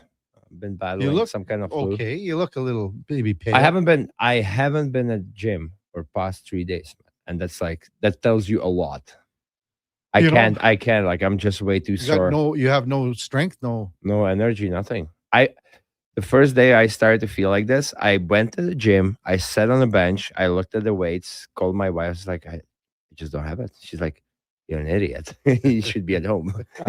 So I haven't been since. But has Kim been making you some chicken soup? Sorry, babe, I already threw you under the bus. No, she didn't. What? She asked me. I said, no, but that was a test. You know how women like to test you? I don't know. Go ask Duke. Don't ask me. Yeah. So that was a test for her. She failed. Okay. And like she went, I think she took her son for a dentist appointment. So I went, got myself a full chicken and made myself a chicken noodle soup from scratch. You made it yourself. Yeah, feeling like crap. Yes. Wow. What did you put like some rice in there, or what did you put in? No, just typical, like just vegetables. Boil the chicken, take it off the bone, put the chicken back. Meanwhile, the vegetables are getting cooked. Wow. Noodles, some kind of spices. Yeah. Good for My you, mom's laddie. recipe. Yeah. And that's why you're feeling better. That today. wasn't everything though, because we already agree on the dinner that I would make. So I made also a dinner. Wow. That's why I'm not getting any better, because I don't get any rest. You're really being like, you're domesticated now. Like Yes. you are. Yes, I guess, but like I should be resting because my son's got a big weekend. He's got a Mondaire. He's got a playoffs tomorrow, 8 a.m. in Mondaire. So that means you'll be picking up some Mondaire sausage, right? I am very excited about that. Yeah. Yes, I will. Actually, what you should get is the Kubi burgers. The what? They're called the Kubi burgers. Kubi burgers. Yeah, it's sort Where of do like you buy it? There's In a that- little store right in Mondaire. Okay, and that's their like a main thing. Oh, it's like a butcher Kubi shop. burgers. Yeah, Kubie. I think. Yeah, I just asked Kubi burgers. Kubi burgers, and then you And get some sausages. sausage. Yeah, you got everything you need. Yeah. So last week we were talking about a big announcement for you. Oh my God. And then even yesterday I said Laddie has a big announcement, and It's pretty big. it is a big one. So do you want to I'll give you the floor, and you can let our listeners know what the big announcement is for you. Yeah, I'll. Should I go all the way back how it started, Sure. or just? Yeah, we got lots of time. Yeah. So my son, 11-year-old son, was well. First of all, so we are building Jan Heida's kid, right, Maddie, and Maddie was asking me, I don't know, a bunch of months ago, I don't know, a couple or 3 months ago, if he could represent Czech Republic, and I said, yes, you can. But you have to spend 2 years playing in Czech because he's got dual citizenship. So the way it works, if you want to, he could automatically represent US, right? But if he would want to represent Czech, he would have to play 2 years fully in Czech. And then you become eligible to play for the country, for the other country. My 11-year-old son heard that. Didn't say much, but then he was watching World Juniors Czech, and he's like, he wants Czech to succeed. Yeah. He thinks he's more Czech than Canadian, even though he was born in Calgary. Right. But whatever. And after the World Juniors, when I came back from my tournament, he kept begging me, like, Dad, I want to go back to Czech. I want to have a chance to one day represent Czech. Like, dude, like, you're very far from. But whatever. This was going on for like a month. And like, it was like, he's serious. Like, I was talking to my wife, my ex. Well, didn't really talk to my ex because I didn't want to upset her. Yeah. So I talked to my wife, and then my wife was like, yeah, he talks to me about it a lot. So yeah, about, I don't know, a few weeks ago, I called my best buddy who is a GM in my hometown. And I told him that there's a possibility I might be coming back to Czech. Yeah. Because my son wants to spend 2 seasons at the age of 11 to have a chance one day maybe to represent Czech. So we started talking about getting me a job there. And unfortunately, it wasn't the right timing. They would make me a position just to make me a position because, I grew up there. But the head coach of the World Juniors, his contract expired. He accepted the job with Sparta Prague, one of the biggest teams in Czech. He called me if I would accept it, and at that time I said, "Well, no, just not really interested. Like I'm still in Canada because my son. I thought it was a joke. Still, he calls me a week later. My son is now we are at that stage that I called my best buddy. It's not happening, and the head coach is like, "So you are open to it?" I was like, "Well, if my son wants to really go that bad, like I have to go with him. Yeah. So I would like to have a job." So Prague team sent me an offer, good offer. I would be coaching with the guy I know. We're very familiar with each other. So about a week ago, I got a contract in my email. I signed it. So at the end of July, we are moving. My two sons, my wife, me, my daughter, unfortunately, has to stay behind because of school and dance. Yeah. She's going to be flying there back and forth. And we're going to be we're going to spend 2 seasons there. I signed a 2-year contract. So we're going to spend the season there, like end of July till I think end of April. And then we're going to spend summers here and then go for another season. And then from there, we'll see where it's going to take us. So yeah, I'm going to be gone. Well, congratulations. Thank you. I mean, but it started with my 11-year-old son. Like my ex, probably rightfully so, like she accused me. She's like, "You put this in his head." I was like, "No, I didn't." This was never in my mind. Like I was thinking maybe like 5 years from now or 6 years from now, when kids are a little bit bigger, they can make these decisions and I can give them opportunity to study or play in Czech. Yeah. Right. Because I have that opportunity. They have dual citizenship. I never envisioned this would happen so soon. Right. But I'm like, okay, well, my son wants to go there, so he's gonna play for the team. Might as well get a job and still build my resume and my first pro hockey your job. first pro hockey job. Yeah. Well, again, congratulations. Thank you. I think appreciate it. everyone's so proud of it. Like, I mean, I can't imagine how tough of a decision it would have been with when you everything. I'm with still family. nervous about it, man. I'm still nervous. For me, like I'm an adult, but for my son being without his mom there, he's gonna have my grandparents, my parents there, my sister, but still having the comfort of his mom, and he's pretty close with her, not being there, and then not sure about the level of hockey where he's gonna, but hopefully he's gonna be fine.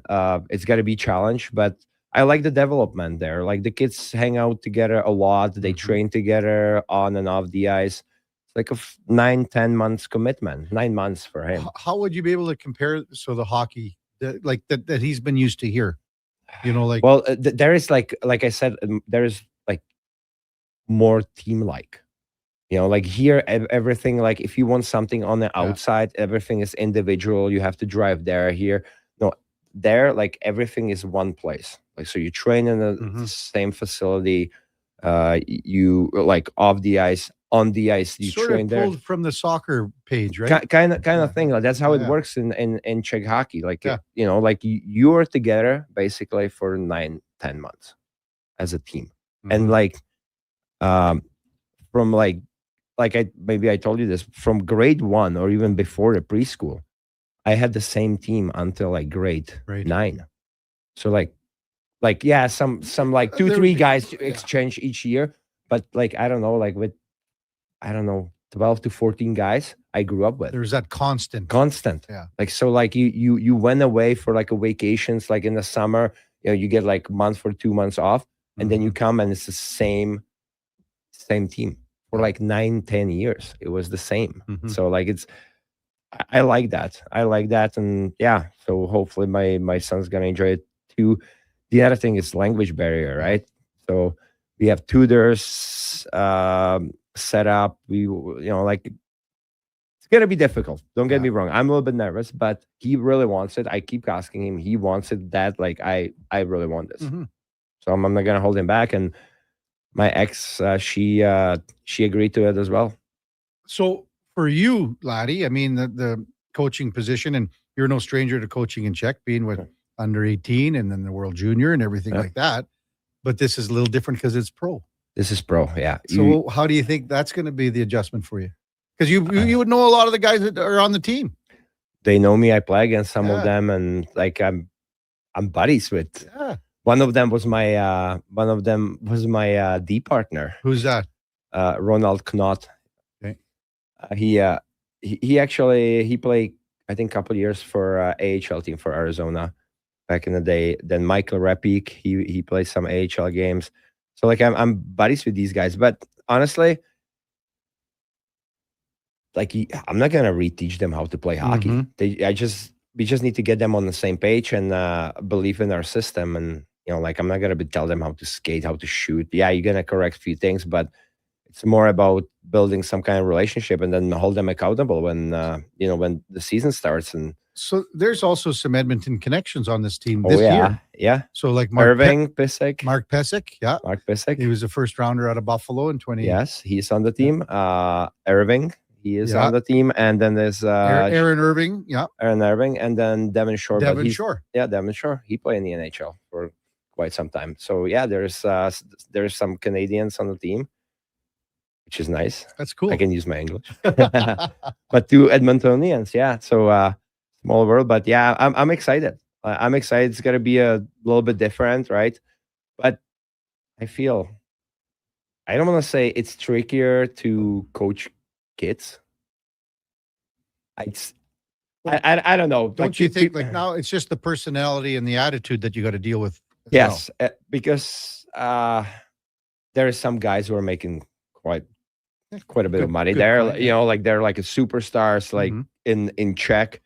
So yeah, it's gonna be different. But I am like you know me. Like when I set my mind on something, like I'm gonna go full tilt. And I told the head coach, and like we are on the same page. We wanna.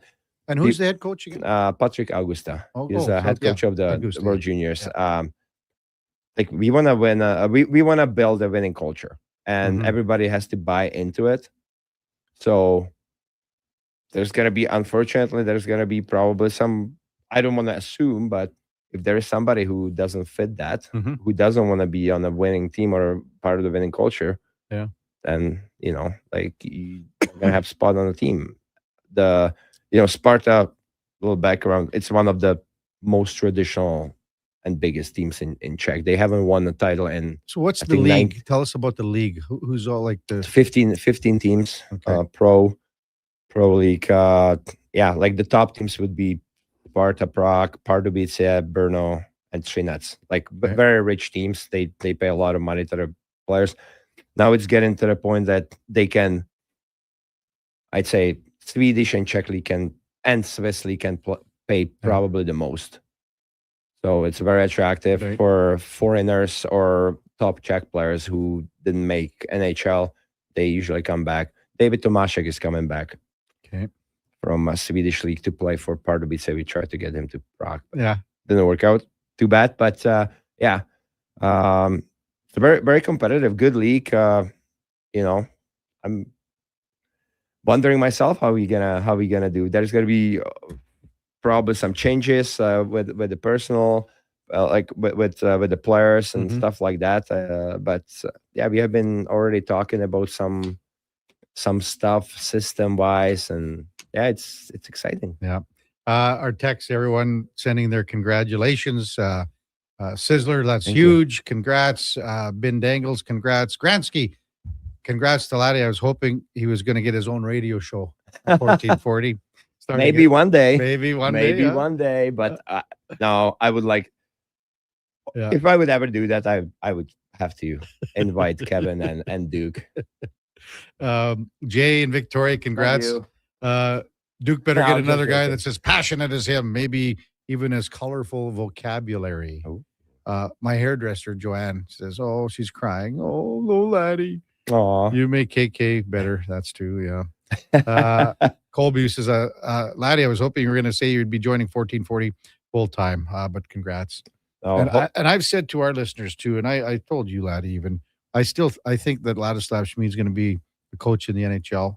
I think because of how he can, and I'm not saying that because Laddie's here, I've said it when he's not here, how he can communicate with the players, and he has the ability to do that if the kid is 14, 18, and then if he's a man and he's 22, 30, whatever it is. And And that's one of the pluses because the communication factor.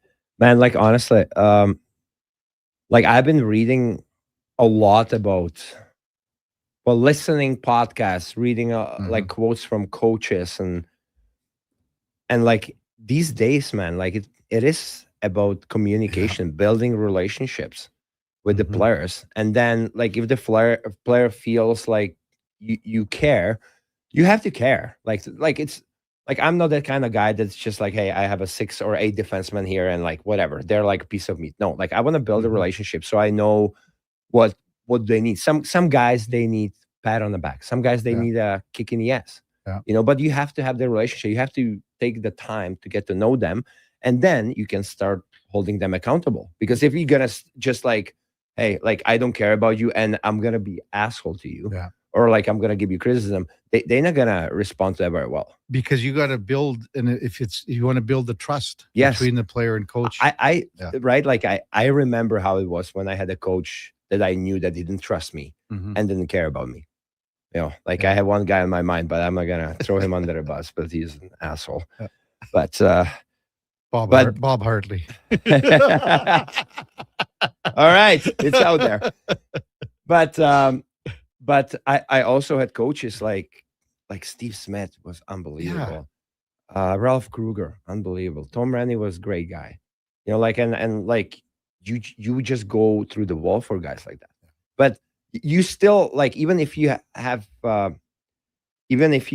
guy behind you who is not like trusting you, and you know you're in the NHL, you're playing for your name.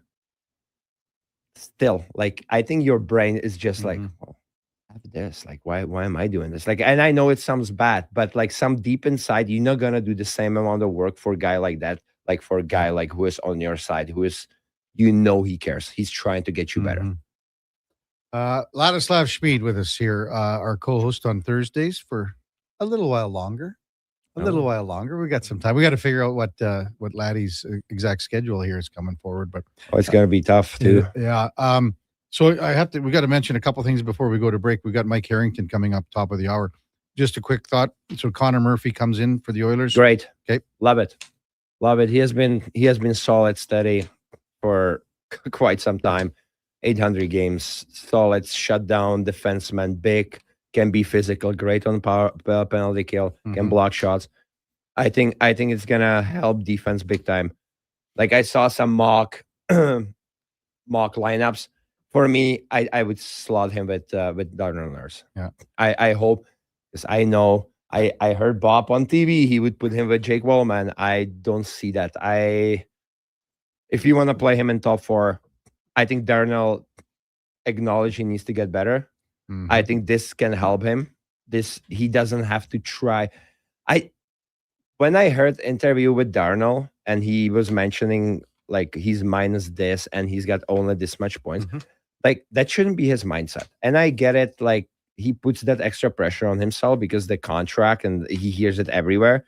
But for me, Darnell, if he plays the simple game, doesn't worry about points, he can be a really, really good and important piece. Like you just like go out there, do your stuff, be hard to play against. Don't worry about the points. Who cares? Like you can be very if we want to make it far, we need Darnell Nurse. And he shouldn't be worrying about points or minuses, pluses. That stat, I don't like that stat anyways. But points, he shouldn't worry about it. There's other guys like Bush and Eggholm, they're gonna be more on power play, Wallman, whatever. Darnell shouldn't worry about that. I would put Darnell and Connor Murphy together, and that gives, if they can click and build some chemistry, they can be very, very good shutdown deeper. And that can free up some space for Eggholm and Bouchard to do their stuff. Also, and we'll discuss this Dickinson in depth. Well, not Dickinson and everything else, because we've got Mike Harrington coming up. But I wanted to mention, because everyone's waiting about Colton Parayko. And I totally forgot. I don't know why I forgot about it. But it's 17 years ago. Yes, 17 years ago, this was a similar situation with you, Laddie. So it was with Ottawa. It was at Ottawa. I think it was in summer, and I woke up to the text from my agent in Czech, and he's like, "Hey, by the way, you might be getting moved." I was like, "What?" He's like, "Open like I don't know what media article that was, but it was Danny Heatley trade is happening for Dustin Penner, Andrew Cogliano, and Ladislav Smid. Yeah. And I'm like, oh my God. So this is happening. So I'm like panicking a little bit, but it was, Danny Heatley had say in it. He had no move, and there was a big bonus involved. Yes. At the end of the day, it didn't go through, but our names were out there. So when I showed up, for a camp, it was a weird feeling, right? Like I was super young still. So your idiotic thoughts are like, oh, the team doesn't want me. You don't think about it like, hey, it's part of the business, which it was. But then years later at Tom Gilbert's wedding, I met Heather and I was like, hey, and like he always tripped the shit out of me. Yeah. Always like degrading me. And I tripped him and that he's soft and whatever. And then we saw each other at the wedding and we just as soon as we saw each other, we started laughing. And he's like, yeah, I hated you. Like, and I'm like, yeah, me too. But like, great guy. And I asked him about that trade. He's like, yeah, there was never a chance that I would come to Edmonton.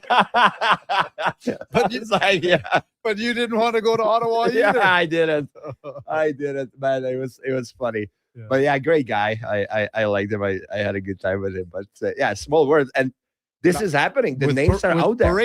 Parayko. And now I heard Radim Mertka might be going the other way, which is and a first round pick.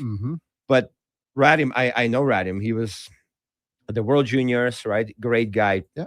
Like very good prospect. He can actually, you're getting Parayko to Buffalo. Radim Mertka can turn into Parayko down the road. I see his potential there. I'm not sure if he's really power play guy, but he's huge. He's big. He can skate. He's strong. He can shut people down. He can produce too. But I'm not sure if he's like a power play, like really, really. I don't think first power play guy in the NHL, but maybe second PP. But he could turn into Colton Parayko. But like now you're giving up Radim Mertka, 9th overall pick. Yeah. You're getting another first round pick. And I don't know what else. I would look at Buffalo, and we're going to see what Mike Harrington says. Yeah, because they're humming along here. They're like Buffalo's the best team going. Man, they're hot. Yeah. They're hot. So do you need to make a move? You don't, but I like the message for the team from the GMs. Yeah. Or GM or GMs. Is there Bergevin and well, it would be Kekalainen. Yeah, but Bergevin is there still, right? No, Kevin Adams was the guy that was Bergevin is there. He came in as like now. Is he associate? I don't know what his official title is, but I believe you're right, Laddie. That essentially what Kekalainen was to Adams, now Bergevin is to Kekalainen. I think. Okay. Yes, I like the message though, right? Like the team is playing well. Nobody expected it after the disaster start they had. So I like the message that we had a guest saying that Kevin Adams should be GM of the year. Oh my God! Well, he put all this together. Yeah, but they never made any moves, and then all of a sudden, but when he got fired, the two new guys came in and they said, "If you won't get it going, we're gonna start shipping you out." That was the message, and they started. I don't know. They got it going. No, you're right, Laddie. Associate GM is his actual title. Yeah, okay. You're right. And they're both. They can be both very aggressive, right?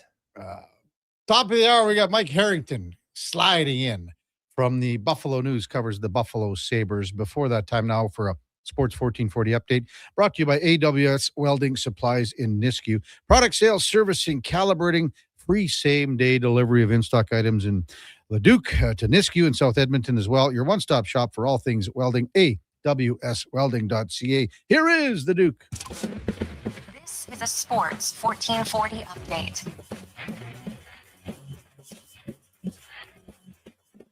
Eight-game slate in the NHL tonight. The Rangers taking on the Maple Leafs from Madison Square Garden. Utah in Philadelphia. Sabres up against the Penguins. Jackets host the Panthers. Bruins play the Preds. Jets take on the Tampa Bay Lightning. Sens are down in Calgary. And in the nightcap, LA Kings welcome in the New York Islanders. Trade from earlier this morning being made official. The Golden Knights acquiring Nick Dowd from Washington in exchange for Jesper Vikman, goaltending prospect, 2027 third-round pick, and a 2029 second-round pick. One game in the PWHL tonight has Boston in New York against the Siren, and some news from the NFL offseason. As Adam Schefter reported, the Chicago Bears are working to finalize a deal that will send wide receiver DJ Moore to the Buffalo Bills. Compensation still being discussed. In the association tonight, busy slate of games, including the Raptors in Minnesota against the Timberwolves for a 6 o'clock tip-off. Elsewhere, Golden State and Houston. Spurs hosting Detroit. Lakers play Denver, and New Orleans up against Sacramento. From the Briar, draw number 17 getting underway at 11 o'clock. PEI will play Quebec. Saskatchewan up against Ontario. None of it playing Nova Scotia, and a battle for first place in the pool with Canada and Brad Jacobs up against Brad Gushu and his Newfoundland rink. Coming up in hour 4 of the Kevin Karius Show, we'll be joined by Mike Harrington from the Buffalo News covering the Buffalo Sabres, and we'll check in with a new edition of In or Out. I'm Brandon Douglas at your Sports 1440 update. Sports 1440, the Stingray radio station. CKJR broadcasts from West Edmonton Mall and Wetaskiwin. Download the free Stingray music app and listen wherever you go. Booster Juice is going crazy for hazelnuts. No, not crazy. Nuts. Booster Juice is going bananas for hazelnuts. I mean, there are bananas in smoothies, but that's not the point. Banana juice is booster for hazelnuts. What? Just stop. Booster Juice is going nuts for hazelnut. Introducing the Nutty Monkey Smoothie, Holy Hazelnut Acai Bowl, and Nutty Booster Ball, all made with rich, creamy hazelnut spread. Try them today, only at Booster Juice. Canadian born, blending since 1999. Whether it's a house, a gas station, an apartment complex, or any new building going up above ground, the work always starts below ground. And that's where you'll find GS Construction. GS Construction ensures the first step, relocating utilities, installing new ones, and building the underground systems, is taken to make progress possible. But the work can't start without you. GS Construction is currently on the lookout for experienced top men, pipe layers, and operators. To apply, visit gsconstruction.ca. Mission Island Auctioneering's next Calgary, Edmonton, Winnipeg public unreserved heavy truck auction is next Thursday at 9 a.m. with tandem and single axle trucks, including a special dispersal of 3 unused 2024 Kenworth T880 tandem cab and chassis trucks. Info at maauctions.com. Welcome to Uncommon. Welcome to Subaru. Engineered for Canadian winters, built for real-life confidence. Tackle the ice and snow with Subaru's symmetrical all-wheel drive, delivering the power, control, stability, and grit you need. And when the temperature plummets, you'll cruise in comfort with heated seats and heated steering wheel. All this plus peace of mind with Subaru's top safety pick status for 19 years running. This winter, it's time to get you into a Subaru. Visit Subaru.ca today. Mission Island Auctioneering's next Calgary, Edmonton, Winnipeg public unreserved industrial auctions are next Thursday and Friday at 9 a.m. These major events include multiple lanes selling a large section of multi-purpose trucks, equipment, and commercial trailers. Info at maauctions.com.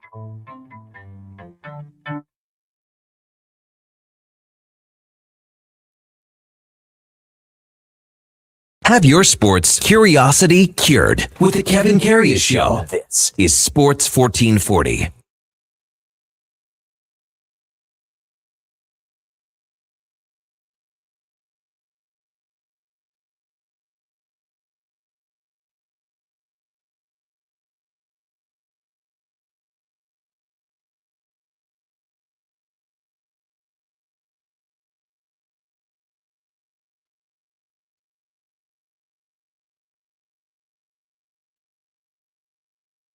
To the big program, 10:03 in Edmonton, and time now for the game of the day, brought to you by St. Albert Dodge, where the clear out on the remaining 2025 Jeep Wrangler Saharas continues. It's our best seller. We got a great selection to pick from. Starts at $59,900.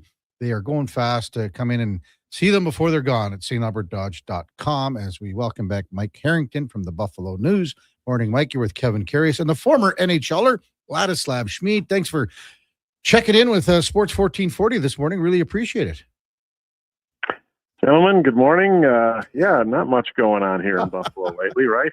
No, only in the last 5 minutes with the Bills picking up DJ Moore. Hey, before we get to hockey, that's got to be big news for Bills fans. Yeah, I just saw that a couple minutes ago. I'm processing that. They needed a big wide receiver pickup, but DJ Moore played in Carolina with new coach Joe Brady, so there's a connection there. So that makes that move a little more logical. And, we'll see what the return on that is and draft pick wise, but they need a top target, and it seems like they got one. Yeah. Sorry to interrupt. Not too many people know this about me, but I do cheer for the Bills. I love Josh Allen. I don't know why. Okay. He's just, I don't know. I like the guy. He's there for his teammates. He's a hell of a leader. Great quarterback. Yeah, not too many people know this about me. Sorry. Well, Laddie, you see that, and leadership crosses all sports, and it's obvious what kind of leader Josh Allen is. Yeah. Obviously, we've been discussing, and to be honest with you, it got brought up with Laddie coming in here, Mike, because he was going through the same thing 17 years ago when there was a trade that was announced with Laddie and Danny Heatley. I don't know if that rings a bell for you, but now that's what's happening here with Buffalo and St. Louis. Yeah, and I don't really like this situation with Colton Parayko. He's got a no-trade clause. His contract runs through 2031, and there's a reason he wanted a no-trade clause and a reason the St. Louis Blues gave it to him. So now the St. Louis Blues are pivoting and rebuilding, and the trade gets leaked out realistically before it's even discussed with him probably. Yeah. And they go to him and say, okay, we got a trade with Buffalo. We want you to waive your clause. So the whole world knows that he's been traded, and it's his decision. And now he might aggravate everyone in Buffalo by saying no. He might aggravate his front office in St. Louis by saying no. It's a terrible situation to put the player, and I do not like it one bit. Yeah, we talked about it all I'm with you on too, that one, and it's like I know how I felt. It was during the summer. I got a text from my agent. He's like, "Hey, turn on the news," basically. But I was in Czech, so I start reading, and it's like Heatley for Penner, Cogliano, and Smid. 2 days later, Danny Heatley says no, and everybody hated Danny Heatley. Us as a players, me personally, I was young. I didn't think about it as a part of the business. I thought about it. Oh, Edmonton Oilers don't want me. So coming to the camp, it was very weird for me. It's like I'm on the same page with you. I don't like it. It's a lose situation for all sides. And Colton Parayko is a bastion in the St. Louis community. He's won a Stanley Cup for the St. Louis Blues. Remember the whole thing with Layla Anderson, the cancer girl, when they won the Cup. And it's kind of like you're twisting one of your franchise core guys who, just for the record, just played for the Canadian Olympic team. Yeah. You're letting him twist in the wind here. I don't like the look at all. Yeah, totally with you. Mike Harrington from the Buffalo News. The other thing here is with the Sabres going so well here, Mike, like, is a trade even needed at this point? Well, and that's the interesting thing we were watching with new GM Jarmo Kekalainen here, Kevin, is do you upset the apple cart? I mean, everybody makes deals. Everybody wants to improve their team. But what's the balance of making the big move that he wants to make to put his stamp on the club and leaving well enough alone with as well as they've played for the last 3 months here? I mean, the Robert Thomas thing that was rumored yesterday would have been a transformational deal, really changing the look and the lineup and everything. And to me, what do they need right now? They need depth on defense. They need a third pair defenseman to help out their depth. Do they really need to mess up the chemistry they got going here? You know, sometimes you just get on one of those magic carpet runs and it lasts forever in that season. We saw it in 2019 with the St. Louis Blues. Yeah. And sometimes you don't want to get in the way. And Jarmo Kekalainen so far has done a good job for the most part of not getting in the way. And you can tinker too much with this team right now. And I think that's the risk you're running here if you do a big Robert Thomas trade and what have you. But that's what we're watching to see what Kekalainen does this deadline.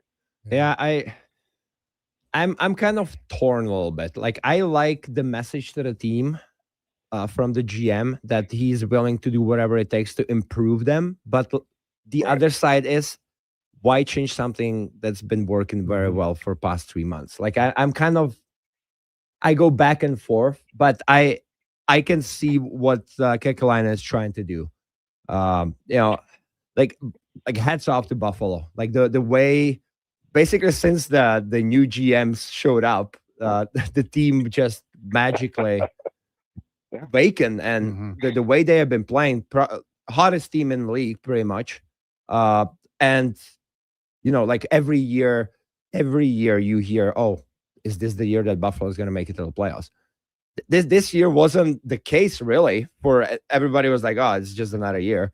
But hats off to them. I'm very happy for you guys. Like, I hope you're going to see it through, guys, and you're going to make it all the way to the playoffs. Yeah. What's the buzz been like in Buffalo the last couple of months, Mike? Well, realistically, Kevin, it was all about, can they make the playoffs? They have the longest playoff drought in the history of the league. And there was a win over the Los Angeles Kings late in January, And I just asked Alex Tuck a relatively routine question about what's it like coming to the rink expecting to win now instead of hoping to win. And his answer went pretty viral. His answer was, we're not here to just sneak into this thing. We're here to win a Stanley Cup. And it really was eye-opening to me that that was the thought process in the dressing room, because that really wasn't the thought process in the fan base. The fan base was make sure you get a wild card. And the team has not subscribed to that theory at all, and they're playing like it. And all of a sudden now you're seeing them 2 points behind the Tampa Bay Lightning trying to finish first in the Atlantic Division, which wasn't on the radar at all. It's crazy. So the GM, I think, is kind of pushing that envelope too. The GM is not thinking about just getting in the playoffs. The GM is trying to win a Stanley Cup. And he thinks he's close enough to make big moves to do that.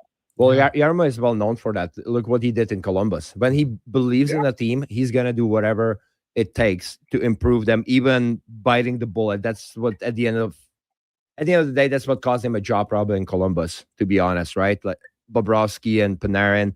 But I respect him. He's aggressive. He believes in the team.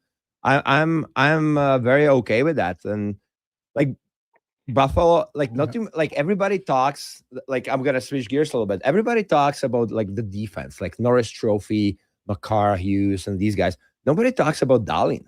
How great he's been this year. Really good. Right. Like you saw in the Olympics, Rasmus Dahlin was Sweden's best player. Yes. You know, why in the world the coach didn't play him in overtime against Team USA will be a question living in Swedish hockey infamy forever. But Dahlin is certainly a guy who is a top Norris candidate. We saw Tage Thompson in the Olympics as an elite player. They have depth. Yeah. They have great penalty killing. The goaltending has been great. The power play's been a little iffy. But if you're looking at pick your 7 or 8 teams right now that can win the Stanley Cup, the Buffalo Sabres are absolutely one of them. And no one would have imagined that. For sure. So Mike, when you're looking at the possibility of adding here, but isn't the possible add for the future here, and not only that, it's the feel good thing with Alex Tuck that you mentioned. Yes. So where's that as a priority here? Yeah. Well, right now they're still talking. They don't expect anything. I don't expect anything to happen soon there. They might just play it out. Alex Tuck may be their rental. Kind of like, Laddie just said about Panarin and Bobrovsky in Columbus. That's what Jarmo Kekalainen did. And he played it out. He got the biggest series win in the history of that franchise. And if he thinks he can go deep in the playoffs with Alex Tuck and Alex Tuck signs somewhere else, so be it. I don't have a real problem with that. It's a hockey thing. It's a crime to let a player walk in free agency. Why? We see it all the time in other sports. The Blue Jays let Bo Bichette walk after he had a home run in Game 7 of the World Series and had a great season. You play it out sometimes, and I think they're going to play it out with Alex Tuck. And I do think turning their franchise over, making a change in GM, getting more adults in the room, and becoming a competitive, championship caliber team may entice Alex Tuck to sign in the dotted line at some point here before July 1st. You say it right. It's like a rental, right? You say it right. It's like a rental. Totally going to be their own. He's their own rental right now. Yeah. Absolutely. Just one more question. Yeah, Are they really far apart with numbers, or like is the length of the contract or AAV? No, it appears to be numbers. He's talked. The clear indication is he wants to get what Adrian Kempe got in Los Angeles, which would be around $11 million. And I don't know if I'm going to pay Alex Tuck what I'm paying Dahlin when it's going to be 37, 38 years old at the end of the deal. Yeah, he needs to get that number down probably in the 9 range if he wants them to bite on a new deal. Yeah. Hey, Mike, just, every time we have yourself or someone on from Buffalo, I always want to bring up Ryan McLeod. And, when he left here, some people loved the way he played. Some people didn't like the way he played, but he's really flourished in Buffalo. What's he meant to the depth of this team? Well, the first thing he really brought an addition is a collective team speed, and that's something they needed. He's a great skater. He's been a terrific penalty killer. He leads the team this year in shorthanded goals. And he's one of those guys where you don't have to overextend him. He could be your third line center behind Thompson and Josh Norris, and he's fit in that role really well. And one of the reasons they brought him in here when they made the deal, they wanted to get more guys who had more playoff experience. You have Bo and Byram here who won a Stanley Cup. Alex Tuck's played in the Cup final. Parayko, if he comes, would have a cup. But Ryan McLeod came here just off playing in the Stanley Cup final for the Edmonton Oilers. And that was a huge factor in his acquisition. And they really want to ride some of these guys who have deep playoff experiences to help some of these younger players who do not. And Ryan McLeod fits that role perfectly. Yeah. I mean, and then the Doan contract kicks in, and he's been really good for you guys as well, Mike. Yeah, and he was kind of the guy that Kevin Adams, the former GM, insisted on. That deal was J.J. Peterka for Michael Kesselring, who has been battling injuries all year. And Kevin Adams said there is no deal. He told Utah there is no deal without Josh Doan, and Utah didn't want to do it. And eventually Bill Armstrong had to do it to make the deal, and they did. And Doan's already signed his long-term deal. He's been a tremendous addition in the room. He's done whatever he's been asked offensively, defensively. And, you know, the pedigree's there from his father, and you see the impact of his father on his career. But another guy who was not part of this last year who has really helped transition this club. Hey, maybe just a comment about tonight's game in Pittsburgh against the Penguins here, Mike. Well, they kind of struggle with the Penguins. I think they only won 2 of the last 10, but no Crosby tonight for Pittsburgh obviously helps. And, you know, the Sabres are looking at this. The Winnipeg Jets are hosting Tampa tonight, and they haven't had a great year, but it's always tough going into Winnipeg. And Sabres could be tied for first place by the end of the night. Yeah, they could. You know, so fingers crossed. I'll be cheering for them. Yeah, that's how they look at it. This thing is wide open to finish first in the Atlantic Division, and that's where the Buffalo Sabres are pointing right now. Hey, good stuff. Mike, as always, thanks for your time.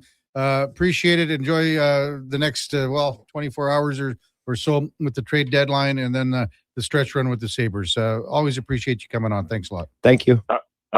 Thank you. Have a good day. Mike Harrington from the Buffalo News, and our game of the day brought to you by St. Albert Dodge, where the clear out continues on our Sahara packages, the 2025s. Get them before they're gone at stalbertdodge.com. Right when we were doing that interview, Laddie, Toronto Maple Leafs made a trade with Colorado. Nick Roy, who the Oilers were rumored to be in on. Centerman, right-handed shot centerman. They pick up a first rounder and a fifth rounder from Colorado for Nick Roy. And he's got another year left at $3 million. He's good though. He won the Stanley Cup, no, with Vegas. Yes, he was there. Yeah. So here's the other thing. So again, it's about salary retention for the Oilers. So that's the difference between a Nick Roy. So not only next year too, but the difference is about $800,000 between Nick Roy and Jason Dickinson, because it's half the retention at 2-1 or 2-2, right? Yeah.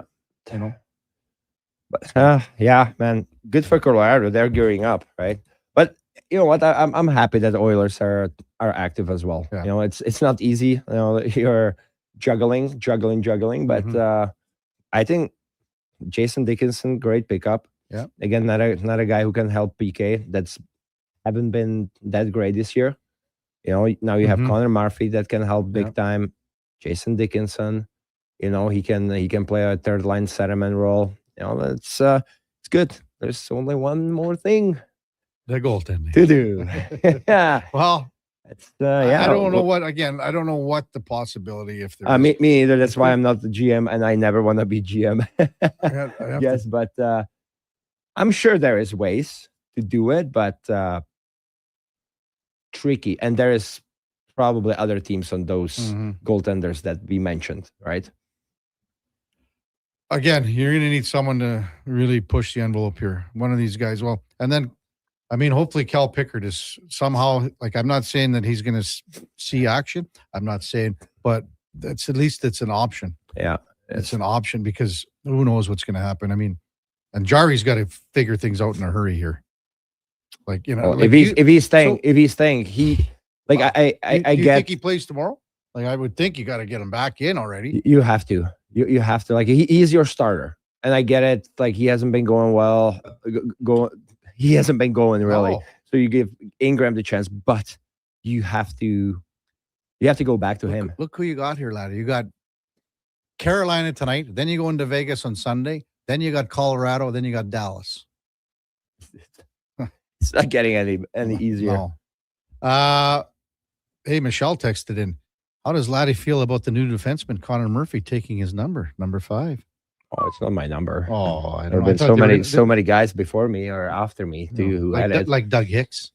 Yeah, Dougie Hicks, Cody CC, Steve Smith. Yes, there were a lot. One of my favorite coaches, Steve Smith.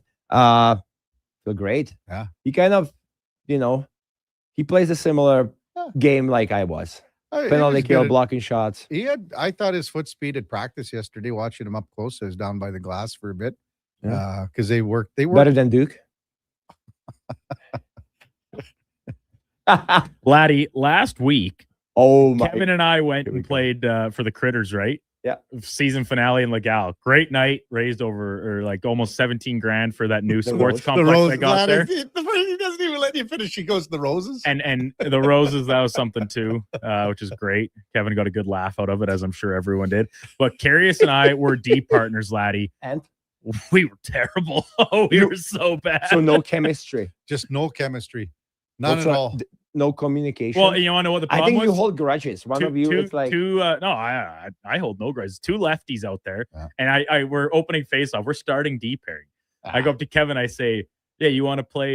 You want to play the offside?" He's like, "Oh yeah, it's no problem for me. No problem for me." And he says, "Yeah, I'll be the Wallman to your nurse." And I'll be honest, we kind of looked like that in terms of their most recent. We never had a lot of help though either, dude. I will agree with that. No back checking. Well, yes, Critters is never any back checking. Just like a tilted ice. There were times when we were in the defensive zone where I honestly looked up and thought there weren't any other of our teammates on the ice. Here is the best part of it all, Laddie. The first period. So we wore black uniforms. That was and the team in Legal had black uniforms. So you think about that.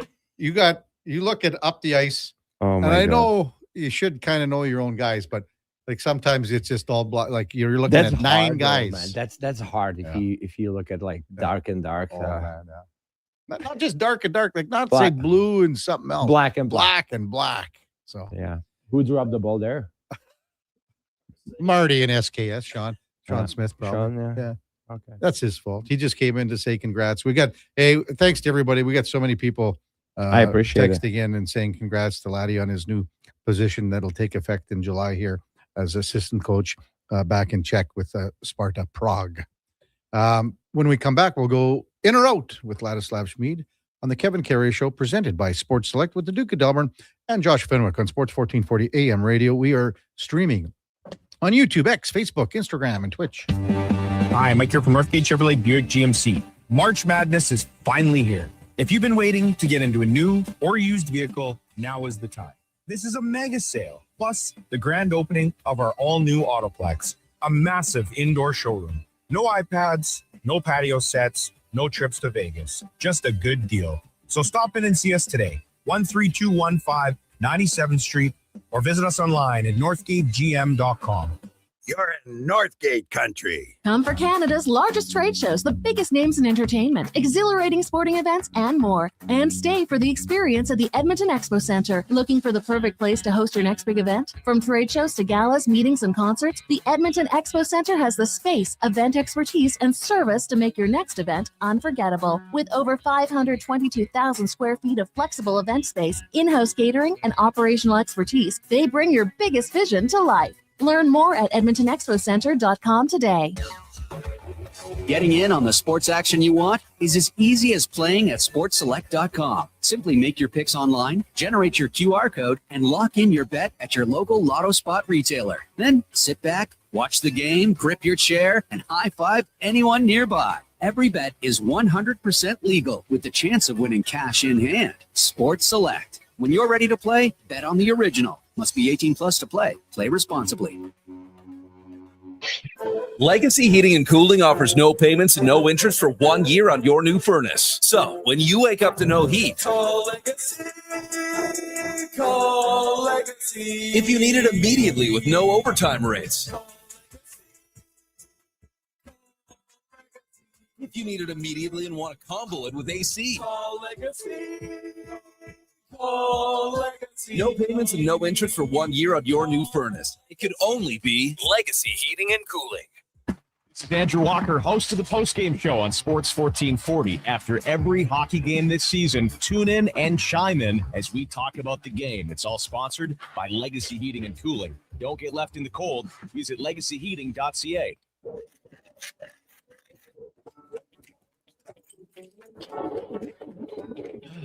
Oh, Canada. Jiffy Lube is here to keep you moving through mornings like these. Full synthetic oil changes, quality Pennzoil products, tire checks, battery tests, and everything else your car needs to get through our winters. Stop by Jiffy Lube for fast, easy, warranty-approved service. No appointment, no hassle. Just dependable service right when you need it. Jiffy Lube, keeping you moving through this.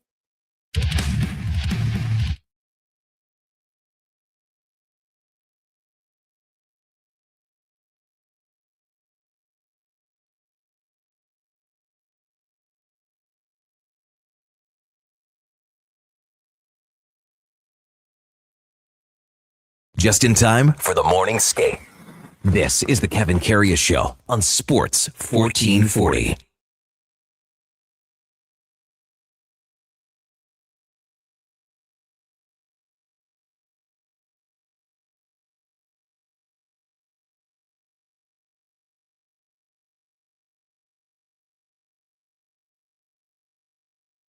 All right, welcome back to the big program, 1025 in Edmonton. Kevin Karius, Ladislav Smid, the Duke of Delburne, and Josh Fenwick with you here on Sports 1440 AM radio. And it is now time for Are You In or Out? Okay, you know what? Moving too fast. Bottom line, are you in or you out? In or out of what? No time for questions, just action. In or out? Well, then I'm out. I'm sorry, Jet. Actually, you're already in. Are you in or are you out? On Sports 1440. I thought you would go, I'm in, Bob. We would have had a really cool moment, but you kind of ruined the whole thing. Letterbuck. Edmonton Oilers completing another deal with the Chicago Blackhawks yesterday afternoon, landing Jason Dickinson and Colton Dach. Both Connor Murphy and Jason Dickinson expiring UFAs. And if we had to just throw a long-range prediction out there, neither have even suited up for the team yet. But beyond this season, what is their futures? I'm going to think the most likely scenario is Connor Murphy returning while Jason Dickinson departing via free agency. Being a crystal ball. Yeah. Just, hey, we're just having fun, just guessing. Sure. How old is Connor Murphy? He is- 32. And Dickinson's 30, 30. right? Yeah. Well, I'm just thinking. What do you have on books, right? You have Bouchard. Stein. Egholm expires when? He's got 3 more years. 3 more years. But he goes down to 4. Wallman 7, right? 7-7. Yeah. So what can they offer to Connor Murphy? Oh, like he would be a $3 million guy. Do you think he's gonna accept that? Well, it depends how they do this year. Yeah, I mean, And that's what makes this exercise essentially futile in principality is that we have no idea because will he fit? Like if he can profile as this potential solution to the right side of their second pairing, whether it be with Jake Wallman or Darnell Nurse, like I honestly think either one, because both those guys are here for the very foreseeable future. Then I think you make a real extra effort to bring him back. The reason if I'm and like I just think so much he brings what the Oilers don't have back there, which is grit, a pure defensive player, and like it's not like he's a fence post, as you said, Kevin. He can move all right. He's not Cale Makar, Quinn Hughes, a skater, or anything like that, but he gets around just fine. You don't have to be. Look at my career. And I could barely move out there. And as a penalty killer, he brings some to the table. I just think Dickinson is a forward that 22 goals is the aberration. Like that's not happening again. He's a 10-goal, 30-point type player, I think, moving forward. That might command a little bit more out on the open market. And also, I think the Oilers have more players on the forward side that could be cheaper replacements for him into next season and beyond, as opposed to, say, a guy like Connor Murphy, where they don't really have anybody knocking on the door on the back end to play that style of game. For me, I agree with that because and you build a championship team from the back end, right? Like we know we have Connor McDavid and we have Leon Draisaitl and Nuge Hyman, but we need to focus on the defense. So like yes. I would be very focused on him if he works out. I said off the top, Duke, if Szymanski and Howard aren't here next year, the team's in a lot Big of trouble again. Yeah. A lot of trouble again. Because now what? Yeah. Then you have to go after guys like. I mean, put well, Coles. then you have to go after Dickinson, maybe. Yeah. Well, put Coles in salary triples next year. You know, I like the guy. Yeah, for sure. But how much is he making next year? Three. That's Which very, for very a reasonable. middle six forward that can play effectively on a second line, even if maybe like it's the thing with Coles in was just the production. You just want him to play along Leon, score more, and have more points. But he just does so many other things that it's so hard to criticize him as a player, even if he's not racking up goal totals. At $3 million, I think that's a wonderful deal. I would agree. They just don't have Lepinen is he the only guy that they would possibly, if his development be looking at a continues, promotion potentially because next year? he signed another year contract. Yeah. They just don't have. Yeah, any. man. What I'm saying, they don't have anybody down. I know. It's scary. And that almost segs us perfectly into topic number 2, which is both trades this week. I like them a lot. It addresses the needs the Oilers had, which was shoring up the PK, third line center, more rugged defenseman. It checks boxes without a doubt. But unfortunately, the price is paid, and part of it comes with moving out the Andrew Mangiapane contract in particular last night, is that the cupboards are not very stocked. Obviously, the draft capital's down. There's not a ton of players breaking down the door from the minor leagues. They're knocking, I think, is fair, but breaking it down, not really. I think the Oilers' window of contention has shrunk following these 2 trades in particular this week. So when you say shrunk, like I'm just looking at the window is, but like it's whenever Connor is here, no? Yeah. So that's the window right now. I suppose to an extent, but if we hinge it on the Connor McDavid factor, which is very fair to do so, his likelihood of signing back on again following this contract, does that for him, this is the question I'm sure only he can answer, does it hinge on all right, is there still a big opportunity to win here? That's the only thing. And the way this team is trending, where there aren't a ton of young impact players readily available or already in the lineup. Yeah, Matt Savoy's, he looks like a different player these past couple weeks. I think he's been great. He's been great, yeah. But outside of that, I mean, I don't know how bright the longer term future looks right now. That can change very quickly for sure. But as of today, which is all we can go off of, I'm thinking that it's a pretty short-term window right now for this team. So for me, it's just been attached to Connor. So okay. that's it. Yeah, I gotta agree with Kevin. Yeah. You can hope, I guess, Duke, that, they're always, you try to find a guy like, Graf in San Jose, that's going to come out of, QP and, put up good numbers right away. They need, like they tried that with Tomaszek. They tried it with Hudson. And Hudson is trying to find looks these like guys, he has a future, but I don't know if it's as early as next year. Like, is he an impact player? Well, I don't. Like, it comes down to the goaltending. I'm sorry, we are talking about that. Hey, laddie, if you ever read our text line, don't worry, because Connor Unger, who is currently playing in the ECHL, he's the future. A lot of people think he should be the other starting goalie right now. Yeah. That's the way it is, man. Oh man, yeah. We can talk about forwards, defense, but if you don't have the goalie that you trust in, then you're not moving forward. And I don't want to be talking, I don't like to talk shit about Jari or Ingram. It is what it is. They have to be better, but we are not moving forward, guys. It's you can talk about top 6, bottom 6 forwards, top 4 defensemen, what we need. For me, it really starts with the goaltending. And if they cannot figure that out, then the window is going to be shorter than we think. Because I don't think Connor's going to wait around for that. Yeah. Unfortunately, man, it's sad, but it is the truth. Whoever won the Stanley Cup without legitimate number 1. Well, there's guys that have come out of not nowhere, but Bennington, 2019. Well, go back to 2006 and Cam Ward. So Cam Ward was technically a rookie. Yeah.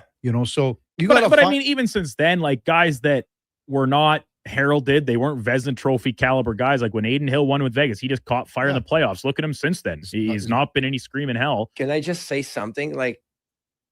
Yes, the Vegas, I see it, but that team was really, really deep, and they were you can win a cup with okay Edmonton, goaltending. Then Edmonton is totally different. It's not easy for the goalies too. Edmonton carries the puck so much, but then when they give something up, it's a major chance, and you need that goalie to be there. You know what I'm trying to say? Oh yeah. Like watching the other day, Oilers in their D zone. Those 41 seconds against but like several times, like I feel like if I'm gonna lose or if I'm gonna get scored on, I'd rather be aggressive. Mm-hmm. I feel like it's very passive around the net. I'm not even talking about that. Like they're missed assignments. Everybody's looking around, like nobody knows. And then when the puck goes to the corner, everybody again like hesitates instead of like going. Like it's, and then we are giving up those chances in the slot area around the net. Like I said, miss assignments, and the goalie needs to like pull out this like 5-star save. It's not an easy situation, guys. We're going to know a lot about this team in the next 4 games. Yeah, I hope Colin Murphy can, I hope that the listeners are not like, oh, this is our savior or Dick. Yeah, they're not. I think it's going to be a big help, though. Yeah. They're not saviors, but I think it's going to help. They fill areas of need. Exactly. And I think that's the simplest way of putting it, for sure.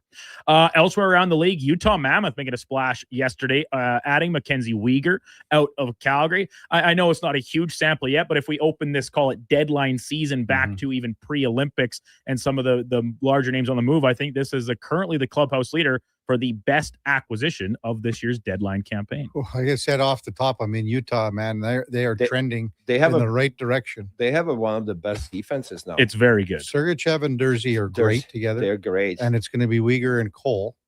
That's what Brogan Houston, our guest at 720, said. And then Marino is like plus 30-some. I know. With Schmitty.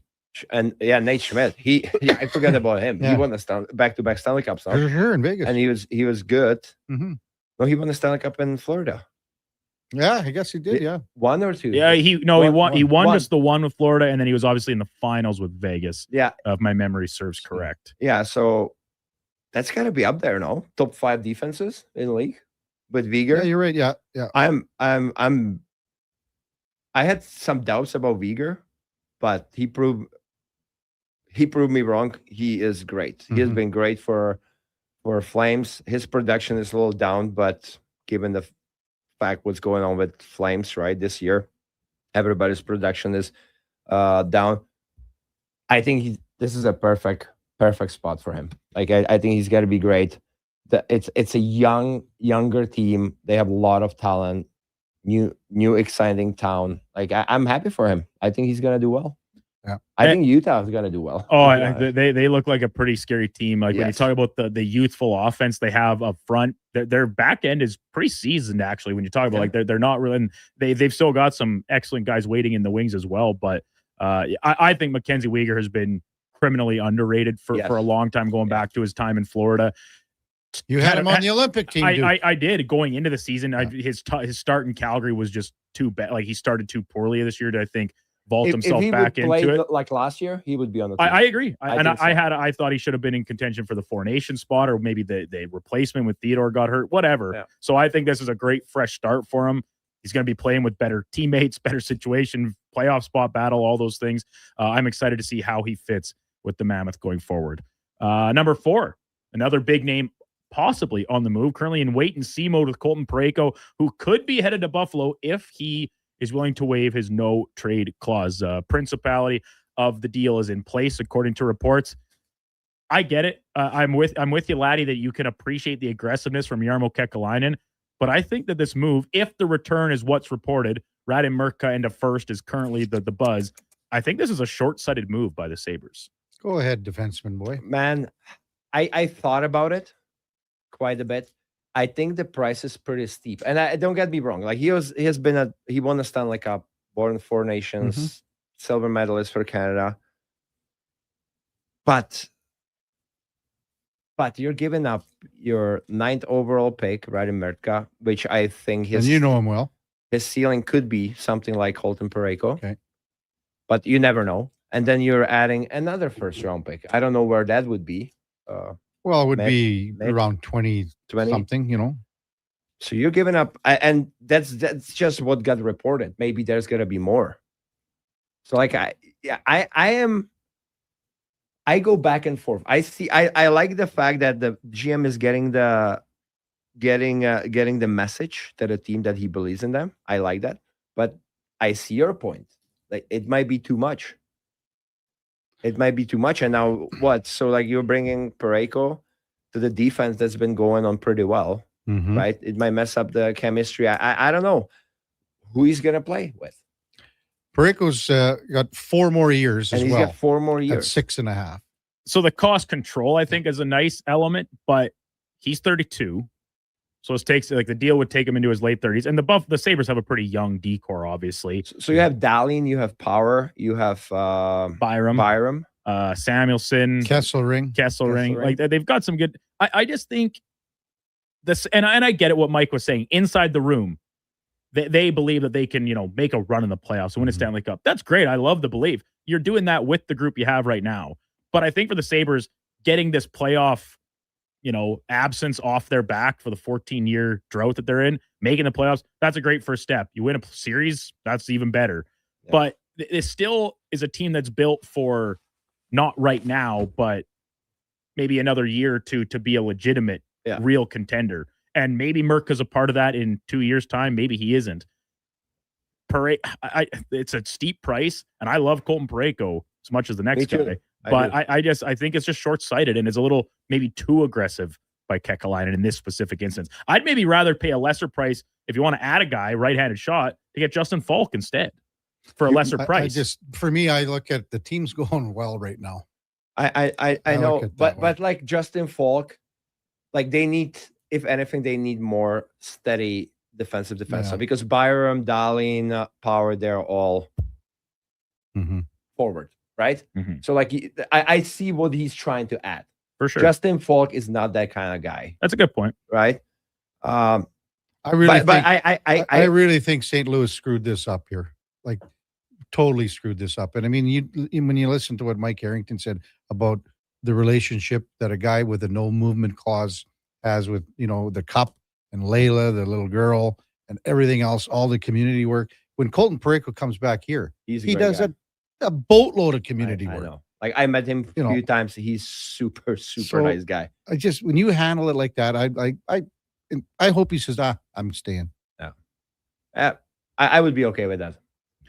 Yeah, it will be very interesting to see if this does come to fruition here in the next 24 hours and change ahead of tomorrow's official and maybe Dookie says, you know what? Okay, so you don't want me. Here are my list of 4 teams. If you want to make that's what's confusing about this, and we've talked about it all morning about these deals in place before consent essentially is given on to waive the no. But do you go to the guy first, or like this is like kind of backwards? If you now you're waiting 2 days. If you're Doug Armstrong and you're feeling things out, and you say, "Man, the Sabres seem really interested," before you have a deal in place, before there's enough to create this buzz from all the insiders that seem to have a grip on everything that's happening. And at that point, do you go to him and say, hey, this is something that's starting to flesh out. Are you open to the idea? And if he says no, okay, well, then you nix it and move on to the next possibility. Yeah. But like you're talking about the deal is in place in its entirety before even having a word with them about it. That's crazy. It seems backwards, at least to me. Finally, Thursday, going back to our well of some food topics with Laddie, as we love to do. March is National Noodle Month. I'm going the Asian cuisine route. When you're ordering, the best noodle is the udon, the thick noodle, the thick noodle. I'm on it. Yes, thick noodles. I love the thick noodle. I like the. And I wasn't always. I was kind of almost a little. I would steer away from it at times when ordering Chinese, Japanese food, whatever the case. But a couple of years ago, I really leaned into it. Now it's all I get. It's the only thing I order. Is that the noodle that's in ramen? No, ramen is ramen. Thinner? Ramen is a thinner noodle? Like that's its own type of noodle. Udon is thick. I like. What noodles did you put in your chicken soup that you made, Laddie? The egg noodles. They're the egg noodle. Thin, fine, egg noodles. Specially made. My mom made rich noodles. Specially made for noodle soup. Really? Yeah. I don't cut corners. What are you laughing at? My wife is listening. We didn't get to this message earlier, but somebody had texted in saying, you're telling me that this guy who was an absolute warrior in the NHL is saying that cooking took a lot out of him. Because he said you had to cook, obviously, your soup for yourself and supper for the rest of the family. When you feel like this, yes, it took a lot out of me. Trust me.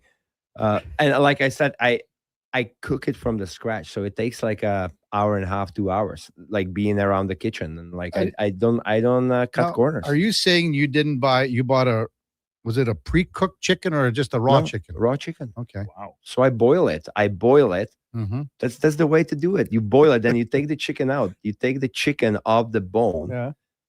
While you're doing that, you put the vegetables in. You add chicken bouillon. You add some other spices, Vegeta spice, other spices. Then you make your noodles on the side. Yeah. Then you put everything back inside and you cook it for final, I don't know, 15, 20 minutes altogether. Wow. And it's a chicken broth. Like I make it myself. Ladislav Smid. Man, like everybody asks you watch me a about lot the of chicken noodle soup, and- Hell's Kitchen, Chef Ramsay. You watch a lot of those shows, Laddie? Could you imagine Laddie guy's hosting that show? I would love You to see think Laddie as that a Ramsay- contestant. I'd love to see Laddie as No. a contestant and Ramsay's coming at him, and then Laddie just like cold cocks him. Can you imagine? Just drop him. You and Ramsay going. I would toe-to-toe? love the guy. I think he's like, I like Ramsay. I like him. Like I would take it like a I champ. just like that he doesn't take any BS or like excuses people try and make. And I think I like watching Excuses are his for losers. his kitchen or restaurant rescue type shows, like Kitchen Nightmares. I think I like those more than the actual Hell's Kitchen ones because I don't really have the thing for the fine dining and some of the meals they prepare on Hell's Kitchen. But when he comes into like some local pub that's on its last legs and he just rips all these people apart, I get some pretty good entertainment out of that. Me too. We have a show like that. They stole it from Ramsay, and we have a guy who's like a big hockey fan. Yeah. So like we are all familiar with him. He's got like a nightmare kitchen, and it's hilarious. Like he goes in just like Ramsay, just rips them. Like, what are you doing? It's hilarious, man. But it helps them at the end. What's of the the day. difference between a Thai noodle and an udon noodle then? Pad Thai? Pad Thai. I think Pad Thai's a thinner noodle, would it not be?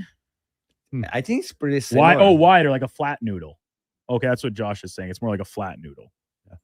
I just like the take. I think it's udon. The real Duke says Shanghai noodle.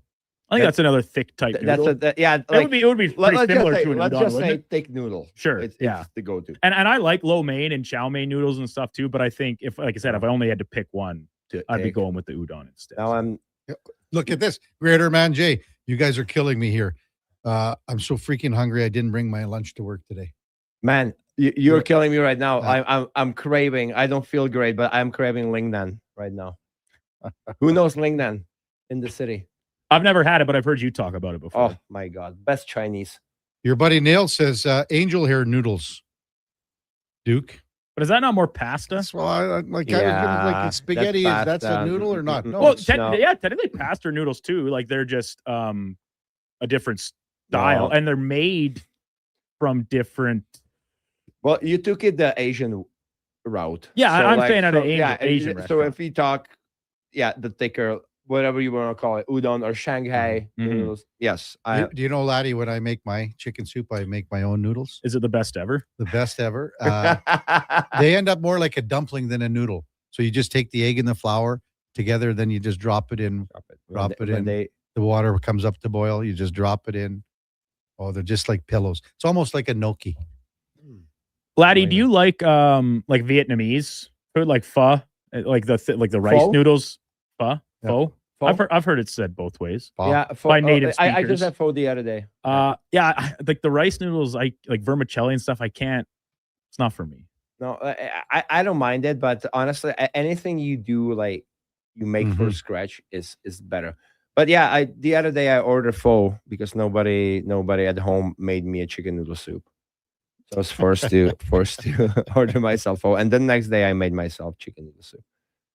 I'm expecting no food from my wife for foreseeable future after these comments. Nail said, though, it's only good with the whole deal, and that's the fresh peas, homemade buns, and back bacon.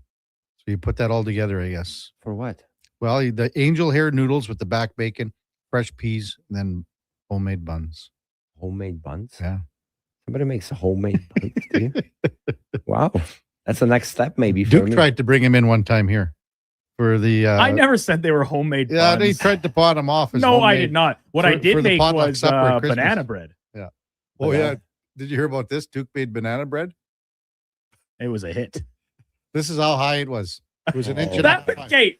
Okay, so I have to bring mine then. Oh my, that's pathetic. Kevin is just he cherry picks it like the Kevin Donald Trump Karius over here just You have picks to- his you own have to narrative. like this. It needs to be like this. It was the leftover batter. I filled the pan once, made a regular full size one, poured the leftover batter back in it, and put it back in. It was just short stack. It was fine. You know, like so. You know when it comes out of the oven, the banana bread, laddie, and you get it still in the pan. It's like Duke took the knife on the top and just skimmed off the top. That's what it looked like. That's tough. When we come back, we'll wrap up the show. Kevin Karius, Ladislav Smid, Duke of Delburne, Josh Fenwick on Sports 1440 AM radio. We're streaming on YouTube, X, Facebook, Instagram, and Twitch.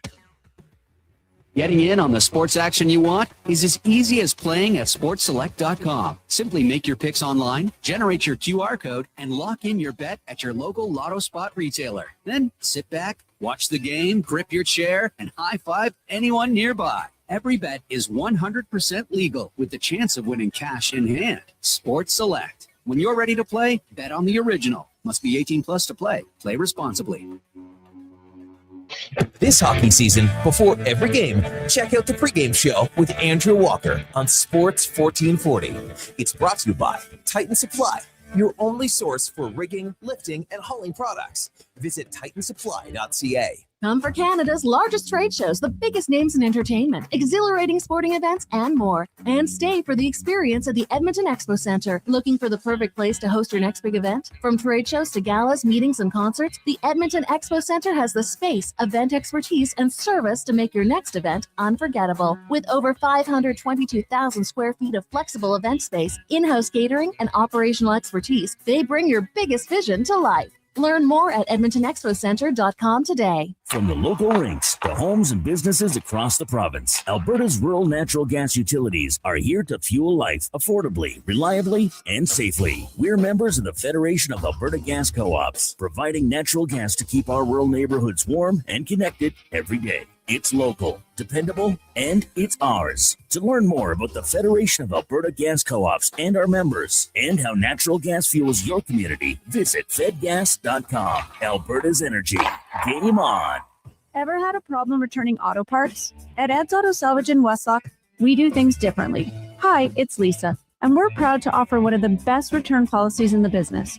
When you shop with us, you buy with confidence, knowing that if it doesn't fit or if it's not the right part, we'll make it right. For nearly 50 years, Ed's Auto Salvage has helped Alberta drivers save money, stay on the roads, and shop stress-free. Trust the team that stands behind every part we sell. Visit us at edsautosalvage.com.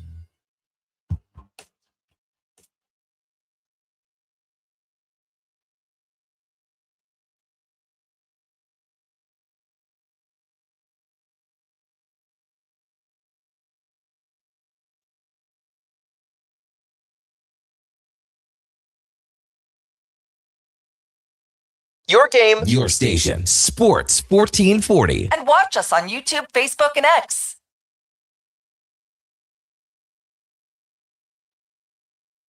Laddie wants to wrap up the show here. Last Thursday was the last Critters game in Legal.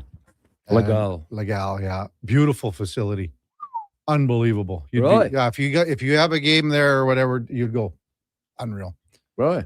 But as we what about the female crowd for Duke? They came out in droves because Duke was the most eligible bachelor, and they handed out roses before the game because they couldn't get the roses through the netting, above the glass.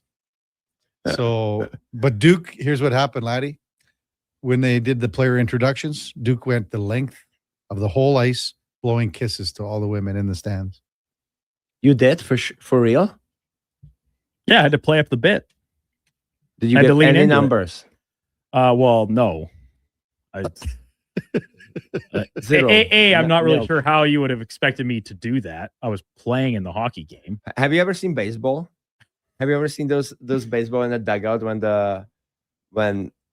seen videos of how the girls are like showing the fingers and like the coach is getting the number for the player. I've seen it What am I before. missing? I've seen like a fan in the stands will Fan in the stands. will be like, okay, given the You know- number. you know what I it- got you. Yeah, phone number. Yeah. So like I thought that would be or and I don't know if I've ever actually seen this one or maybe just like in a movie or something, but like the player will get a ball and write his number on it and then throw it to that person in the stands. see silver Sharpie grab the puck. That's right. You know, back There's in the day, ways. Laddie back in the day, you would have loved. There was a woman. We're talking 40 years ago plus, but her name was Morgana, the Kissing Bandit, and that's she would jump over the stands and run onto the field and kiss a baseball player. Most notable guy was Nolan Ryan, one of the best pitchers ever, and her name was Morgana, the Kissing Bandit. Did she get arrested? No, because They knew him. she was, how would you say? She was an attractive woman that was fairly top heavy. So she would run out onto the field and she would kiss like Nolan Ryan, like they see her coming. And he's not the only guy. They see her coming. And Dog heavy. well, I didn't know how I'm trying to, No, I like that. That was a very political way to put it. Hey, while we're talking, Frank Seravalli reporting Colton Parayko has decided to not waive his no trade to accept the trade to Buffalo.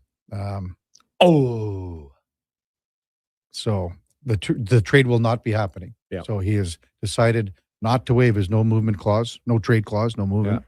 So the trade with the Sabres will not be happening. A lot of people are not looking very good right now. In a lot of, It's just and again, this is what the media's turned into, Laddie. It's turned into, we got to get it out there first. Yeah, I'm the insider. I got to get it out. My company wants this out first.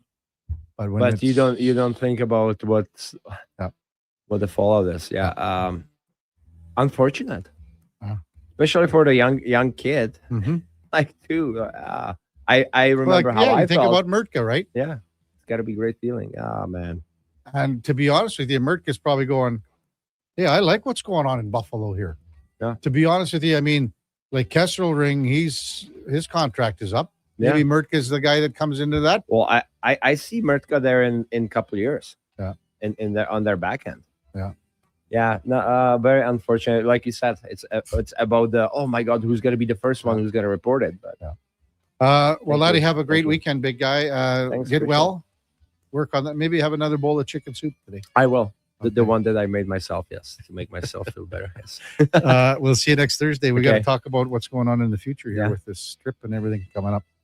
See ya. Coming up at the top of the hour, it is Fantasy Frenzy with Connor Halley and the Duke of Delburne. 12-2. It's the Lowdown with Low Tide. Alan Mitchell. 2-6. Jason Greger drives us home with the Jason Greger Show. We got Fox Sports all night long. We'll be back with you tomorrow morning at 7 bells with Eddie Steele, who's back in the saddle after a few shows off heading down to Mexico. Before all that, time now for a Sports 1440 update brought to you by Sean Cunningham of Remax Real Estate.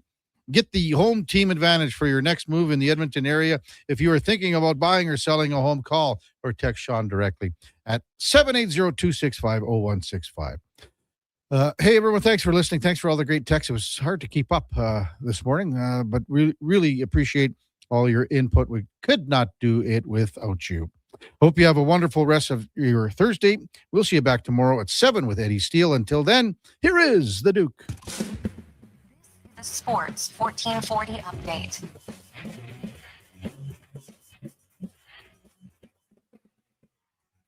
Breaking news from several insiders as Colton Parayko declining to waive his no movement clause. His potential trade to Buffalo will not go through. Toronto Maple Leafs making a move ahead of tomorrow's deadline, trading Nicholas Waugh to the Colorado Avalanche in exchange for a conditional 2027 first-round pick and a conditional fifth-rounder in 2026. Earlier this morning, Vegas Golden Knights acquiring Nick Dowd from Washington in exchange for goaltending prospect Jesper Vikman, 2027 third-rounder, and a 2029 second-round selection. In the NHL tonight, 8 games on the ice, including the Rangers hosting the Maple Leafs at MSG. Mammoth are in Philadelphia. Sabres up against the Penguins. Panthers play the Jackets. Bruins take on Nashville. Lightning in Winnipeg sends down the highway against Calgary. And the nightcap, LA Kings hosting the New York Islanders. PWHL lone game on the schedule tonight has Boston in New York against the Sirens. And from the NFL offseason, Adam Schefter reporting that the Chicago Bears finalizing a deal that will send wide receiver DJ Moore to the Buffalo Bills. Compensation in the deal not yet disclosed. In the association, full slate of games, including the Raptors in Minnesota for a 6 o'clock tip-off against the Timberwolves. Elsewhere,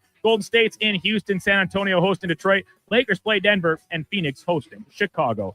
From the Briar, draw number 17, second to last of the group play, goes at the top of the hour. PEI against Quebec. Saskatchewan playing Ontario. First place in their pool on the line between Canada and Newfoundland, and none of it will play Nova Scotia. Coming up on Sports 1440, it is Fantasy Frenzy with Hallie and Douglas. I'm Brandon Douglas at your Sports 1440 update. Sports 1440 in West Edmonton Mall and Wetaskiwin. CKJR is a Stingray radio station. Download the free radio player app and listen wherever you go. Mr. Reuter kinda speaks French. Je m'appelle Monsieur Reuter. Je suis plombier. Très bien, Mr. Reuter. Your name is Mr. Reuter, and you are in fact a plombier, a plumber. You are an excellent student. Au contraire, mon frère, je suis un excellent étudiant. Also, I'm not here for a French lesson. I'm here because